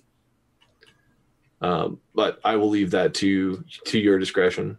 All right. So, yeah, if we sell the ship next week, that is how Arthur gets his wealthy perk maxed out. Okay. And Eric, your last part of that would be to send some of that wealth back home, I guess, right? So, yeah. So, yeah, that's how we'll handle that. All right, cool. Let's do some shout outs and wrap this bitch up. AP, let's start with you, my man.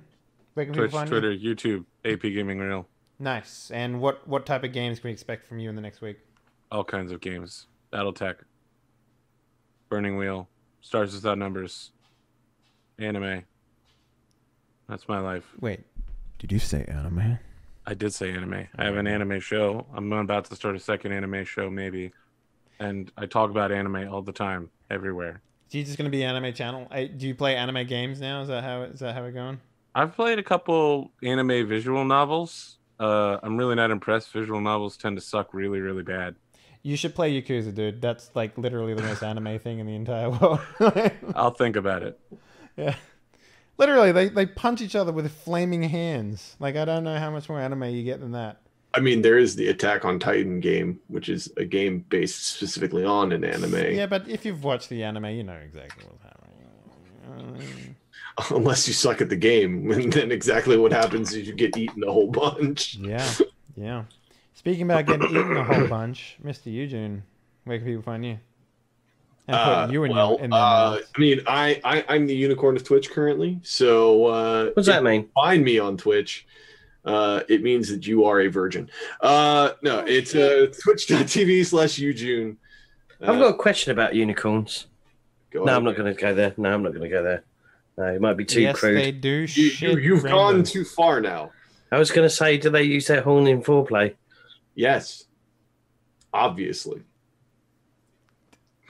I mean, that's not a crude question. It's just a simple question. I'm amazed you had to ask. I'm gonna say nay. Check that guy out. Horse puns. Yeah, that's me. Cool.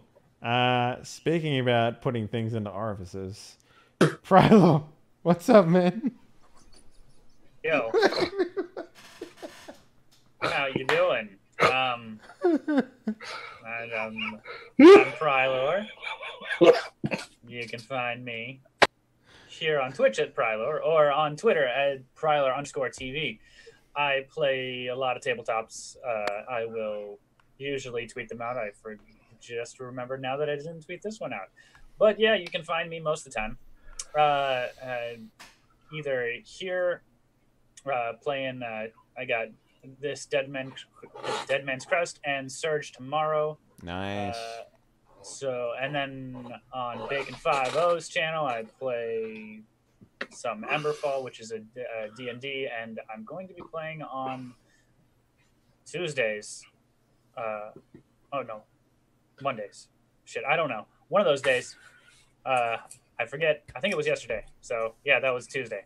I'm playing another D&D campaign. What year is it? Exactly.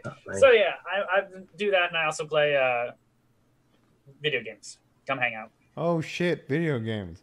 All right. Speaking about the man I just killed, James. What up, sir? What? Killed? I'm not dead. I'm not dead yet. Anyway, you died from me laughing. You laughing at me. Oh yeah. I was. Yeah, I almost. Yeah. Yeah. You can. I do RPG shit on my own channel. Sunday nights we do classic Deadlands because it's the best. You know, all the naysayers. And then on Mondays we've got Numenera. And then on Thursday we do Warhammer Fantasy Roleplay. All the games have been pretty excellent so far. And obviously on Thursday my time I'm here. And then Friday my time I'm here as well. At stupid o'clock in the morning. Hey, you're not the only one, man. You're not the only one. Other than that, I generally don't stream at the week. Well, Fridays and Saturdays I won't stream because I'm generally at work. But other than that, yeah, come and hang out, see some different games, and yeah, play some games. Sweet. All right, guys. Thank you very much for watching. Hopefully you enjoyed tonight's session of Die Party Dead Man's Crest. If you did, why not follow the channel? And if you're feeling saucy, why not subscribe, get access to the best emotes on Twitch, and join the cockpit. Speaking about what's going on next week, we start our Die Party Noose, which is our Deadlands Reloaded game. Not Deadlands Classic, Deadlands Reloaded. It's the Savage World Deluxe version of the game, which is significantly easier to GM and not a fucking lit garbage file like Deadlands Classic is. Whatever. I just say these things now to trigger James. That's all I really ever do. Whatever. Have you bought any of these though? Have you bought any of these like plot point campaigns? Motherfucker, I don't buy PDFs. I mean, I buy PDFs, but I don't buy physical books. Have you ever moved before? Physical books suck. Okay. No, I haven't moved. Exactly. Fucking. He was born in that chair and he's never left it. Yeah. But Deadlands Reloaded starts on April 17th. It's going to be a character creation episode with a little bit of sweet stuff sprinkled in. And then we're going to take a break for 1 week because one of our players has a birthday. But then we'll be back the following week for the first episode. And what time are you doing it? What is it? Is it PST, man? Same time as this one. What up? Oh, all right then. Yeah. Stupidly late. Yeah, and that's pretty much it, guys. Thank you very much for watching. We'll be back tomorrow with Red Dead Redemption in the morning, so make sure you come back for that. Oh. Have a good one, guys. I want to. Yeah. Boy. I want to play Red Dead Redemption again. You should. It's good. Good night, everyone. Bye bye.